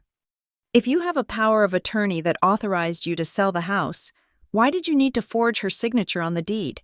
Why didn't you just sign as her agent?" "Because," Sloan faltered, "because Dawson said it looked cleaner if it came directly from the trust. He said the power of attorney was just the backup. Look, it doesn't matter. The point is, she wanted me to sell it." Caleb's voice suddenly cut through the room from the laptop speakers. "Sloan, this is Caleb Hart. I am recording this call for litigation purposes. You just stated you have a power of attorney signed in November. I need the specific date." You can't record me," Sloan shrieked. "I can, and I am," Caleb said, his voice calm, authoritative, and terrifyingly professional. "State the date, Sloan. If it is a legitimate document, you have nothing to hide. What day in November did Lorraine Ramirez sign away her life's work to you?" "It was the 14th, Sloan blurted out. "November 14th. She signed it right there in her room." I closed my eyes. November 14th. "Sloan," I said, my voice barely a whisper. "Grandma was in Silver Grove on November 14th. So, I brought the papers to the facility. She had a stroke on the 10th, I said, feeling the anger rising like a tide in my chest. On the 14th, She was on a morphine drip. She couldn't even hold a spoon, let alone a pen. She didn't know who I was on the 14th. She thought I was Aunt Maria. She had a lucid moment, Sloane cried. She woke up and she was clear. She knew what she was doing. Who witnessed it? Caleb asked. A notary has to be present. Who was in that hospital room with you? A woman, Sloane said. Renee Halstead. The name again? The notary with the expired commission and the phantom office. Renee Halstead, Caleb repeated. The same Renee Halstead who notarized the deed yesterday? The one who works out of a UPS box? She is a mobile notary. Sloane defended. She came recommended. Recommended by whom? Caleb asked. By Dawson Klein? Sloane went silent. The silence was heavy, filled with the weight of a trap snapping shut. He introduced us, Sloane whispered finally. He said she handled all his delicate cases. He said she was discreet. Sloane, I said, clutching the phone. Do you realize what you are saying? You are admitting that Dawson Klein brought a woman into our grandmother's hospital room while she was drugged and incapacitated to manufacture a legal document. That is elder abuse. That is conspiracy. I didn't mean it like that. Sloane started to cry now, the angry facade crumbling into pathetic sobs. I just wanted it to be over. I was drowning. Gianna, you don't know. Drowning in what? Debt, she wailed. Jeff lost his job 6 months ago. We have 2 mortgages. The credit cards are maxed out. They were going to take our house. Not Grandma's house. My house. I needed the money. I had to pay them off. I felt a pang of pity, sharp and unwanted. Sloane had always projected an image of perfect suburban success. The idea that she was broke, terrified, and hiding it from everyone made sense. It explained the desperation. It explained why she was so easily manipulated. So you sold Grandma out to save yourself, I said coldly. I was going to share it with you, Sloane sobbed. I wasn't going to keep it all. I just needed the cash flow now. Dawson promised he could release the funds immediately. No waiting for probate. No waiting for the market. How much did you get? Sloane? Caleb interrupted. We saw the transfer tax. It indicated a sale price of $200,000. Yes, she sniffled. $200,000. Where is the money? Caleb asked. Is it in your account? Most of it, Sloane said. Well, not all of it. There were fees. What kind of fees? I asked. Consulting fees, Sloane said, her voice trembling. Processing fees. Dawson said the expedited service cost money, and there were liens he had to clear. I don't know. He handled the math. How much actually hit your bank account? Caleb demanded. 40,000, Sloane whispered. I gasped. 40,000? You sold a $500,000 asset for $40,000? He said the rest is in escrow, Sloane cried. He said it is being held until the title clears completely. He said I get the rest in 6 months. Sloane, Caleb said, his voice dropping to a low, grave tone. What is the name of the escrow company holding the rest of the money? Ironleaf, she said. Ironleaf Escrow Services. They sent me the statement. I heard Caleb inhale sharply on the other end of the line. It was a sound of recognition, and it wasn't good. Ironleaf, Caleb said. What? I asked. What is it? Ironleaf Escrow isn't a bank. Sloane, Caleb said. I dealt with them in a class action suit 3 years ago in Chicago. They are a ghost ship. They exist on paper to hold funds for 48 hours before wiring them offshore. They are a laundering front. No, Sloane said. No, that is not true. They have a website. They have a logo. They have nothing, Caleb said ruthlessly. That money isn't in escrow. It is gone. Dawson paid you $40,000 to commit a felony, and he pocketed the equity. The remaining $160,000? It is in the Cayman Islands by now. You are never going to see it. You are lying, Sloane screamed. He is a businessman. He is rebuilding the neighborhood. He is a con artist, I said. And you fell for it. I didn't, Sloane insisted, but her voice was breaking. I have the contracts. I have the promise note. You have paper trash, Caleb said.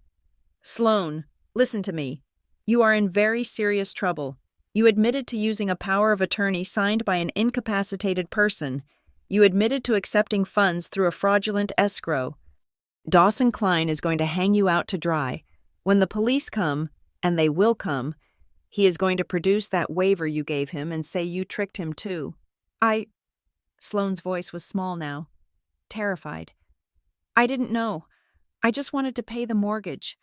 I just wanted to save my family. You destroyed this family, I said. You didn't save anything. Gianna, please, she begged. Call off the lawyer. Call off the sheriff. We can fix this. I will call Dawson. I will tell him to cancel the deal. You cannot cancel it, I said. You already spent the money, didn't you? You paid your mortgage with that $40,000. Silence.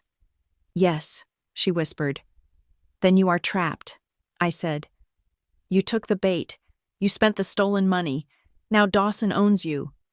Help me, she wept.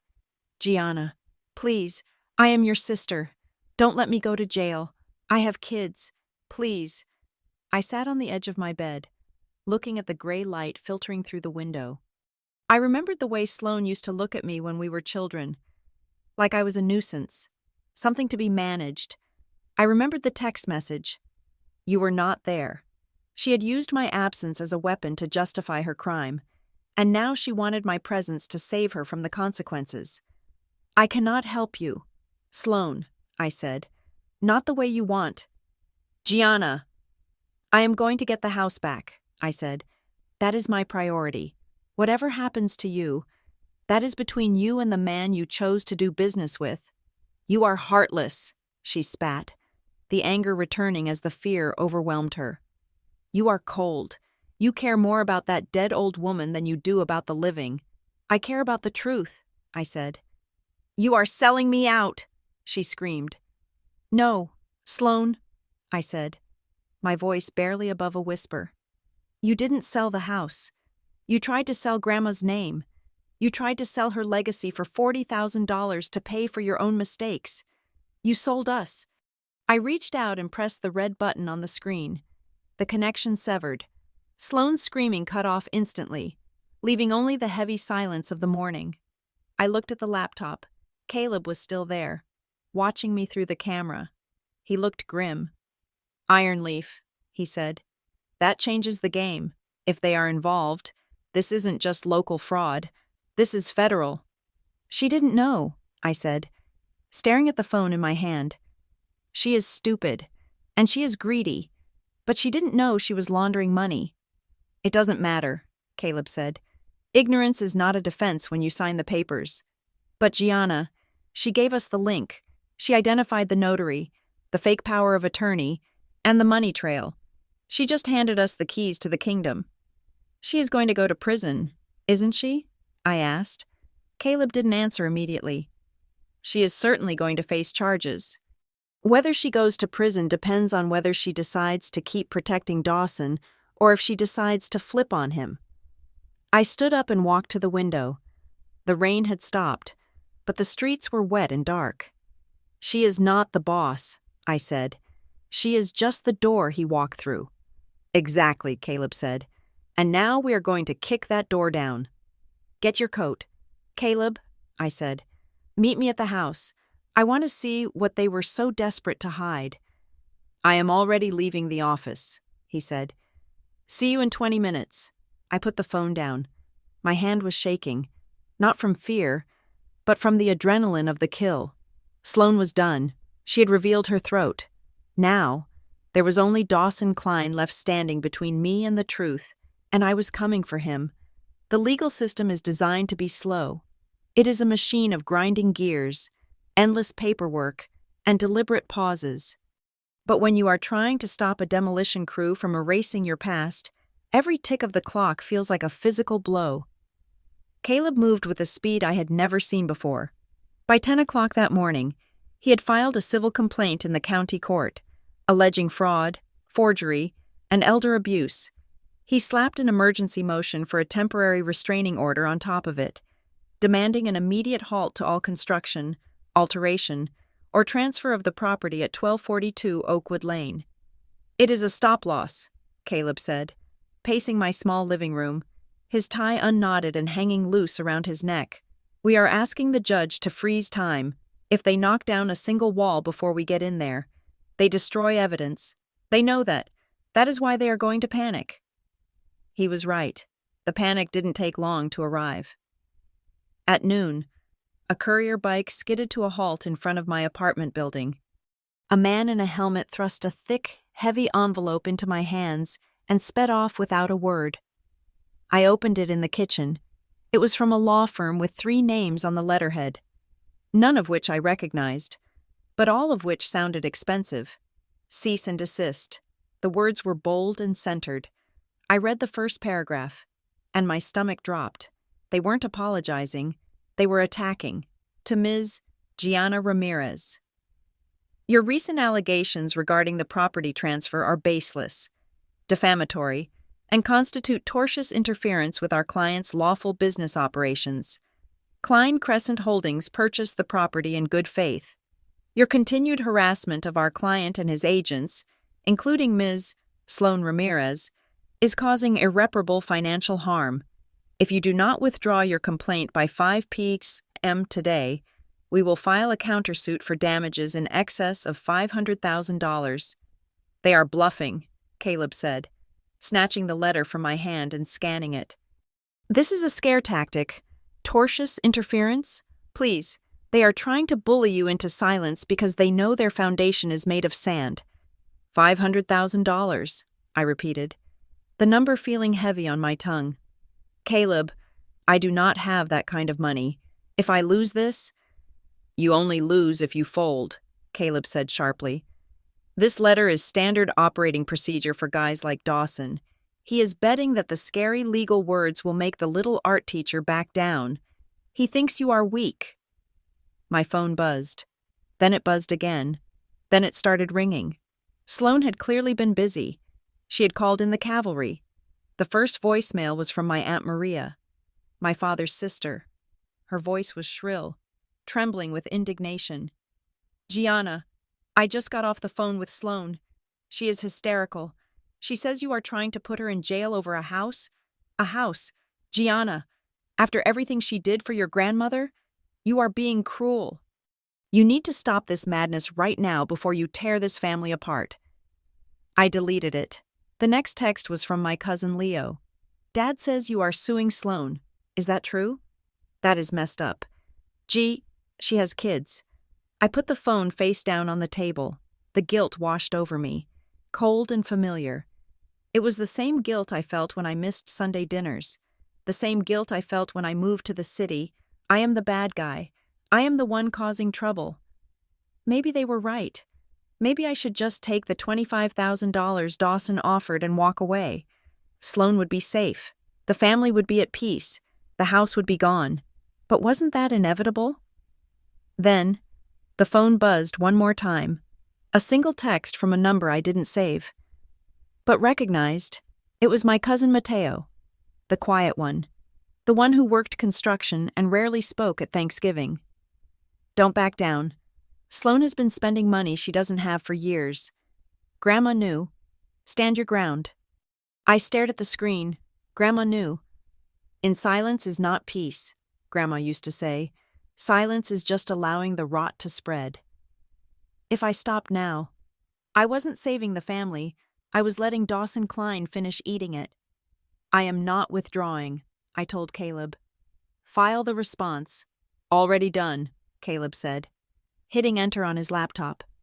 "Now, we wait for the judge to set the hearing time, but Gianna, be warned, Dawson is not going to sit still until the gavel bangs. He is going to try to change the facts on the ground." I didn't understand what he meant until night fell. At 8:30 that evening, I couldn't sit in the apartment anymore. The waiting was driving me crazy. I got into my car and drove to Kirkwood. I told myself I just wanted to drive past, just to check. When I turned onto Oakwood Lane, The street should have been dark and quiet. It was a Tuesday night in a sleepy suburb. Instead, it looked like a landing strip. Portable floodlights were rigged up on the lawn, bathing the front of the house in a harsh, blinding white glare. The orange safety fence cast long, jagged shadows across the grass and over the hum of the generator. I heard the sound that made my blood run cold. Jackhammers. They were working at night. I pulled my car to the curb. Disregarding the no parking signs they had posted, I jumped out and ran to the fence. Through the mesh, I saw shadows moving inside the house. They weren't demolishing the exterior walls yet. That would be too obvious. They were gutting the inside. I saw men carrying out armloads of drywall, trim, and floorboards, dumping them into the dumpster. They were stripping it. They were tearing out the interior, erasing the layout, destroying the character that made it a home, and more importantly, they were destroying the evidence. If the metal box was still in that closet, they would find it. They would toss it in the dumpster without a second thought. "Hey!" I screamed, gripping the wire fence. "Stop! You cannot do this!" A man in a hard hat looked up from the porch. He held a crowbar in his hand. He stared at me for a second, indifferent, and then turned back to the door frame he was prying loose. "It is a work zone, lady," he yelled over the noise. "Move along." "I have a lawyer," I shouted, shaking the fence. "There is a motion pending." "I have a permit," he shouted back, pointing to a piece of paper taped to the window. "We are working a 24-hour shift. Owner's orders, rapid remediation." I pulled out my phone and called Caleb. "They are gutting it.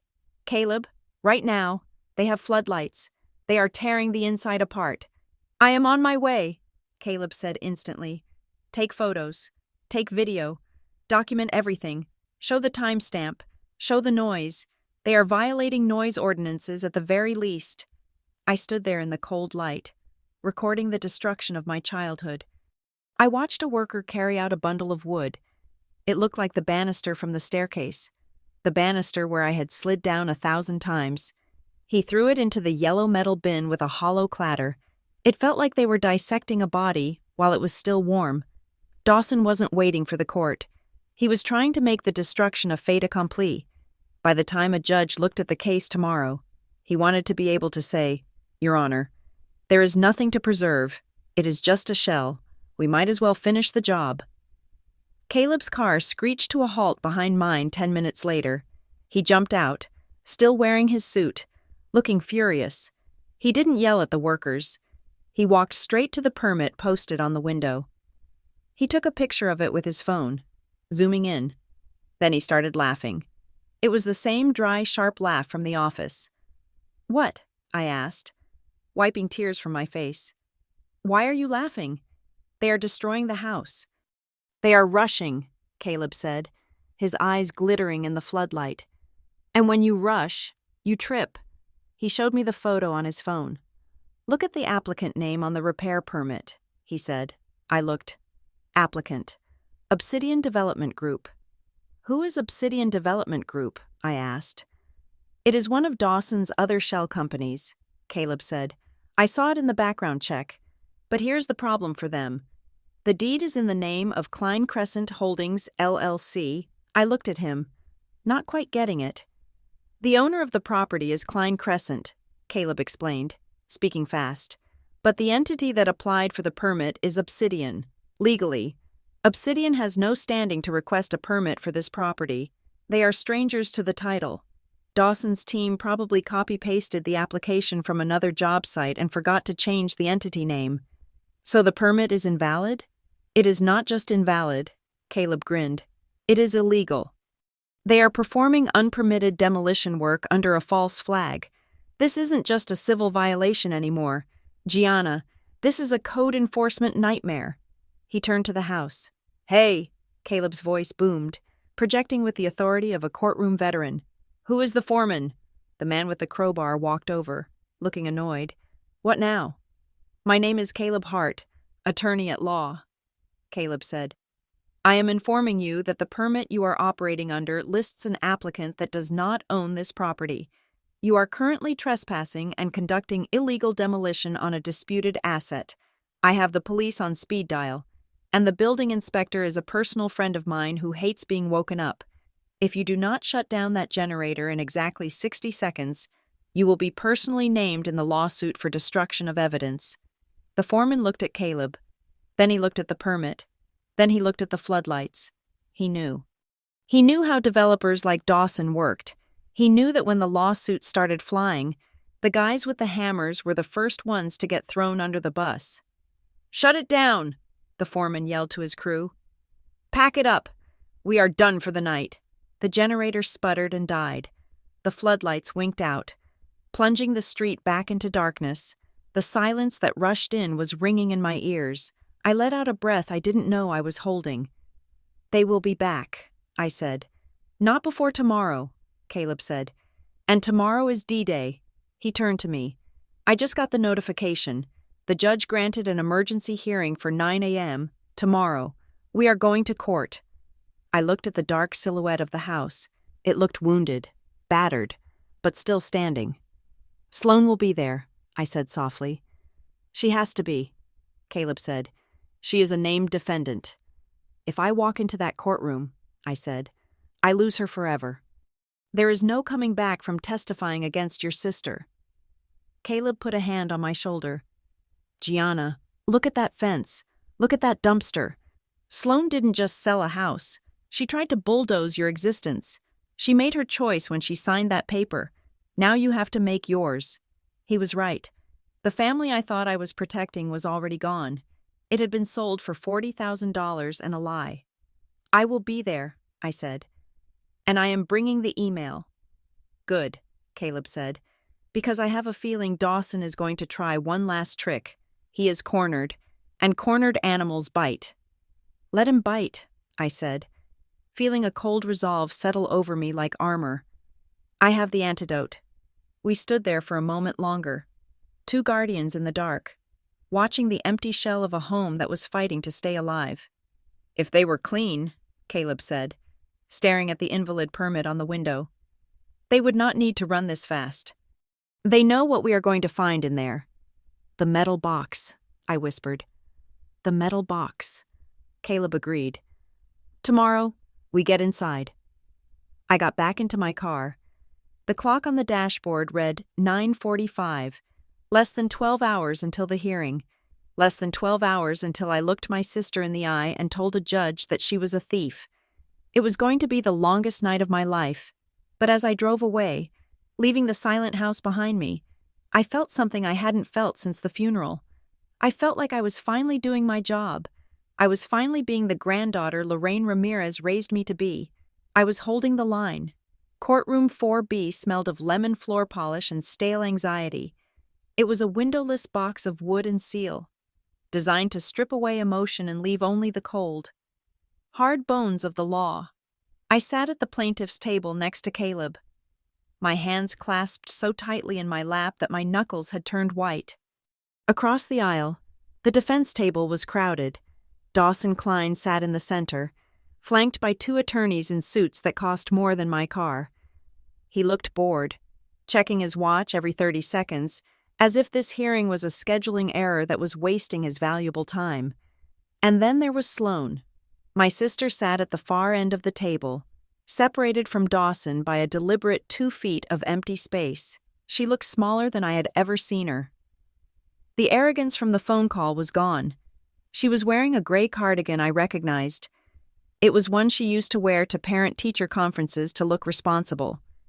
She wouldn't look at me. She stared fixedly at a knot in the wood of the table, her leg bouncing nervously beneath the surface. Judge Harlan Vance entered the room, his black robe sweeping around him like a storm cloud. He was an older man with a face carved from granite and eyes that had seen every variation of human greed St. Louis had to offer. "We are here on the matter of Ramirez versus Klein Crescent Holdings," Judge Vance said, his voice gravelly. "Motion for temporary restraining order and site inspection. Mr. Hart, you may proceed." Caleb stood up. He didn't shout. He didn't pace. He was deadly calm. A surgeon picking up a scalpel. "Your Honor," Caleb began, "what we have here is not a property dispute. It is a crime scene in progress. The defense will tell you this is a case of seller's remorse.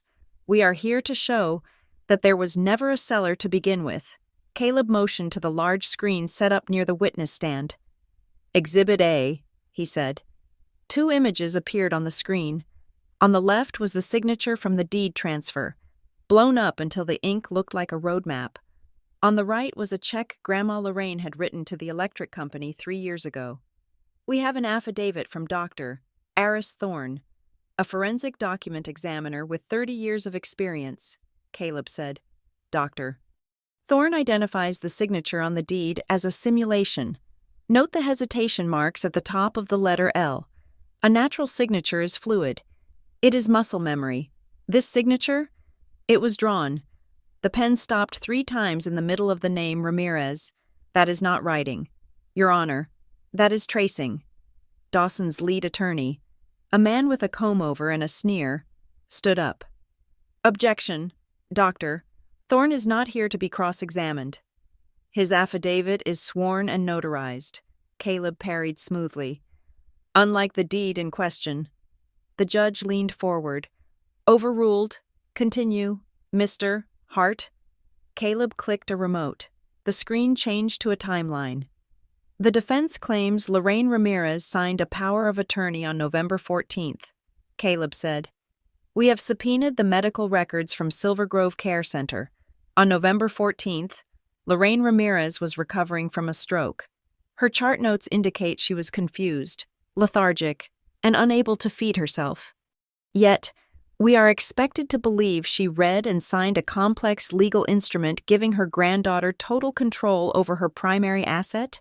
Caleb paused, letting the absurdity hang in the air. And who witnessed this miracle of recovery? Caleb asked. A notary named Renee Halstead. He turned to the defense table. We subpoenaed Ms. Halstead to appear today, Caleb said. She is not here. Dawson's lawyer stood up again. Ms. Halstead submitted a medical excuse this morning. She is under doctor's care for stress. How convenient, Caleb said dryly. But her physical presence is not required to examine her stamp. Caleb clicked the remote again. A magnified image of the notary stamp from the deed appeared. Every notary commission has an expiration date, Caleb explained, walking toward the judge's bench. Renee Halstead's stamp bears the commission number 75492. I ran a verification with the Secretary of State yesterday. That commission number expired 18 months ago. A ripple of murmurs went through the courtroom. Even the court reporter paused. This document, Caleb said, his voice rising just enough to fill the room, was stamped with an invalid seal by a notary who cannot be found, witnessing a signature from a woman who was in a coma-like state, transferring a $500,000 property for $200,000 to a shell company owned by Mr. Klein. He turned to look directly at Dawson. That is not a sale, Your Honor. That is a heist. Dawson's face had lost its bored expression. His jaw was set tight, and a flush of red was creeping up his neck. He leaned over and whispered furiously to his lawyer. Mr. Klein, the judge said, his eyes narrowing. Do you have a valid explanation for why your title company accepted an expired notary seal? Dawson's lawyer stood up, but Dawson put a hand on his arm to stop him. Dawson stood up himself, buttoning his jacket. He was arrogant enough to think he could charm a judge. Your Honor, Dawson said, his voice smooth but tight. I am a real estate investor. I rely on professionals. If the notary made a clerical error with her stamp, that is unfortunate, but it does not negate the good faith of the transaction. I purchased this property to help a family in financial distress. I paid off their liens. I put money in their pockets. He gestured vaguely toward Sloan. Ms. Sloan Ramirez approached me. Dawson continued. She represented herself as the authorized agent. I bought the property based on her word and the documents she provided. If there is a family squabble here, I am just collateral damage. I bought the house. I own it. You bought it for 40 cents on the dollar, Caleb cut in. And you wired the funds to Ironleaf Escrow Services. Dawson froze. The name Ironleaf hit him like a physical blow. Ironleaf? Caleb said to the judge, is currently under investigation by the Illinois Attorney General for facilitating wire fraud. It is not a licensed escrow agent in the state of Missouri. That is irrelevant, Dawson snapped, losing his cool. The money was sent. The seller received it. Did she? Caleb asked. Or did she receive a fraction of it while the rest disappeared into your offshore holding accounts? I resent that accusation, Dawson hissed. I have a signed waiver from the plaintiff herself. He pointed a finger at me.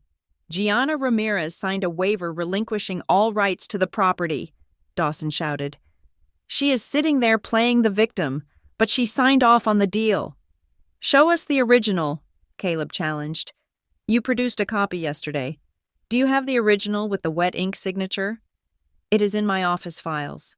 Dawson lied. I could tell he was lying. The twitch in his eye gave it away.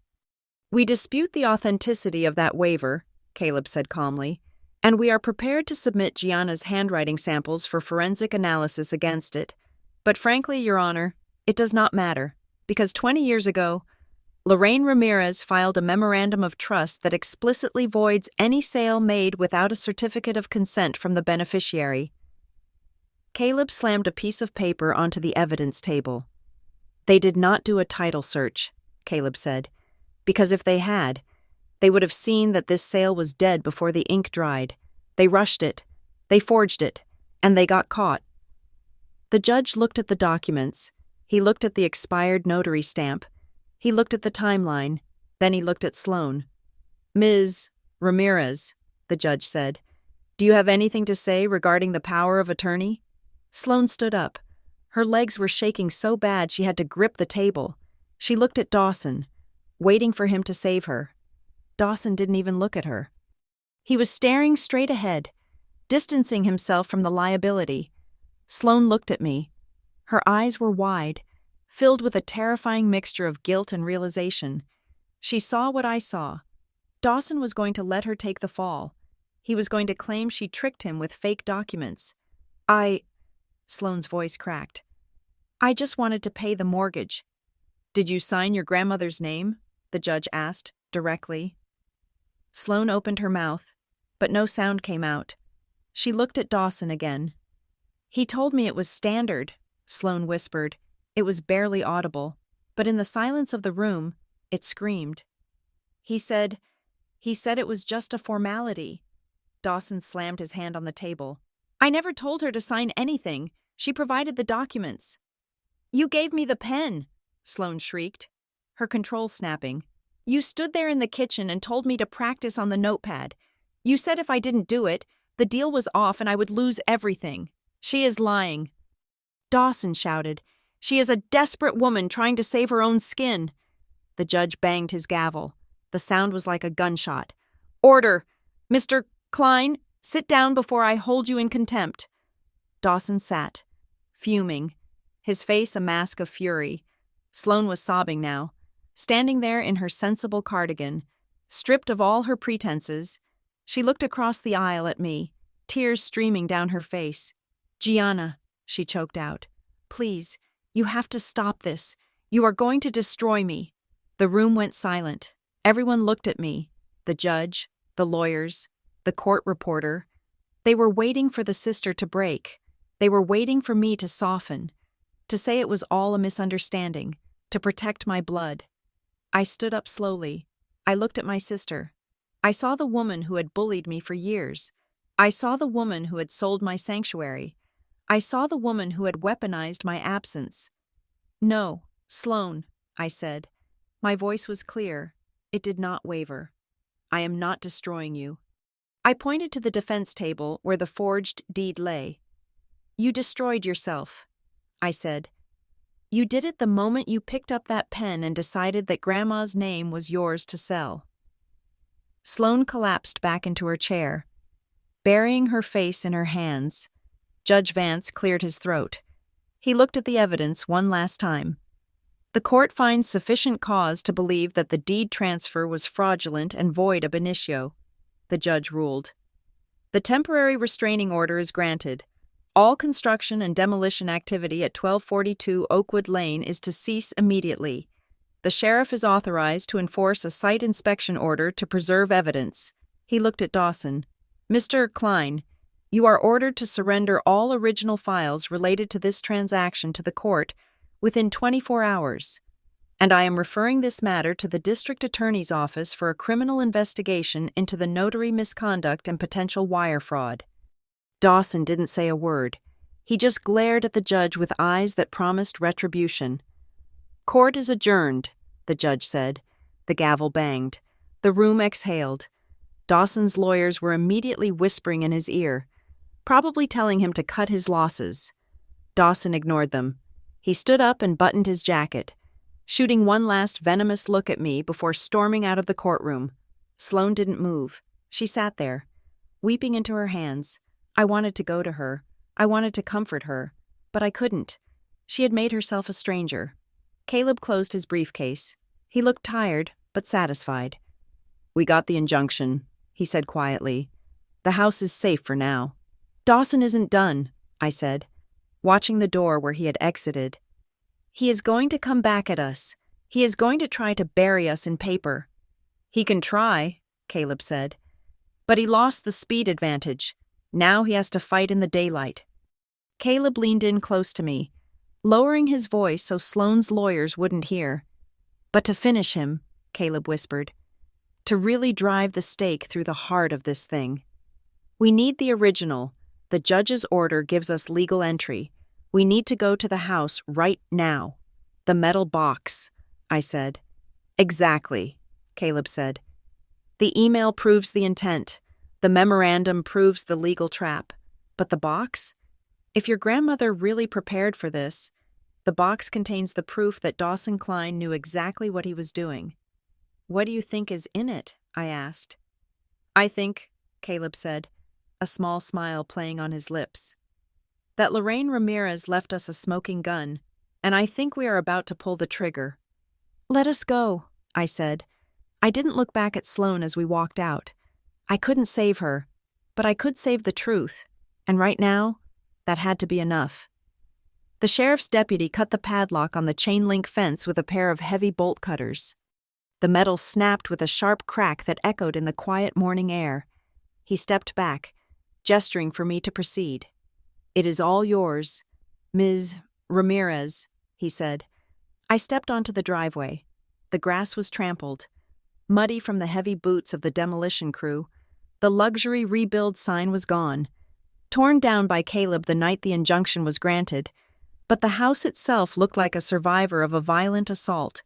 The front door was hanging off its hinges. The windows were covered in plastic sheeting that flapped lazily in the wind. Caleb walked beside me, carrying a flashlight.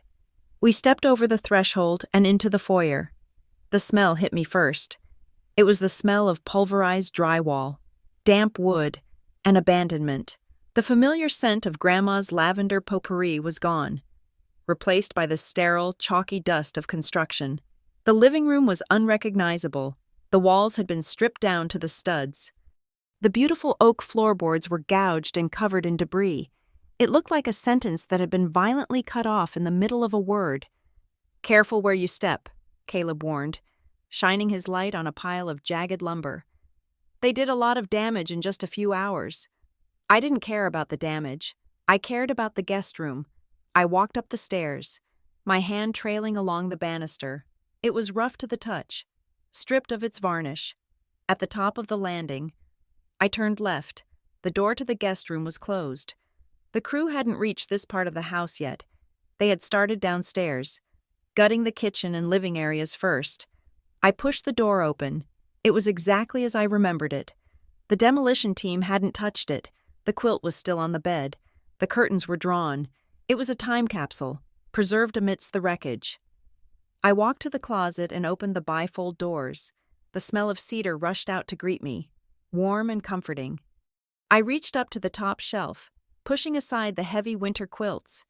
My fingers brushed against cold metal. I pulled it down. It was a gray, fireproof document box, heavy and dented. I carried it to the bed and sat down. My hands were trembling as I took the tarnished silver key from my pocket. It fit the lock perfectly. I turned it. The latch clicked. I opened the lid. Inside, there was a stack of papers and a small, silver USB drive taped to the inside of the lid. On top of the papers lay a handwritten letter in blue ink. My dearest Gianna. I recognized the handwriting instantly. It was firm, jagged, and unmistakably hers. If you are reading this, it means I'm gone, and it means your sister has done exactly what I feared she would do. Do not blame her too much. Sloane has always been afraid of the world, and fear makes people do selfish things. But I could not let her fear take your safety. The document below is a certified copy of the trust amendment one filed 5 years ago. I knew Sloane might try to use a power of attorney or forge a signature. So, I added a trigger clause to the title. It states that any transfer of this property requires a biometric identity verification, a fingerprint, from you, the beneficiary. Without that print, any paper signature is automatically classified as provisional and triggers an immediate audit by the state trust administrator. I looked at Caleb. She required a fingerprint? That is brilliant, Caleb said, reading over my shoulder. A fingerprint is the one thing a forger cannot fake. By adding that requirement, she made any deed Sloane signed legally radioactive the moment it was filed. I continued reading. I know you feel guilty. Gianna, I know you think you abandoned me for the city. You did not. You went out to build a life. That is what I wanted. Do not let Sloane's bitterness become your burden. Watch the video. And then, take back what is yours. Love, Grandma. I peeled the USB drive off the lid. Caleb opened his laptop and plugged it in. A file window popped up with a single video file named The Truth. I clicked play. Grandma Lorraine appeared on the screen. She was sitting in her favorite armchair in the living room, the room that was now destroyed downstairs. She looked healthy, vibrant, her eyes sharp and clear. This must have been filmed years ago. Hello, my little artist, Grandma said. Her voice filled the silent, dusty room, and tears immediately pricked my eyes. If you are watching this, it means the house is in trouble, she continued, looking directly into the camera.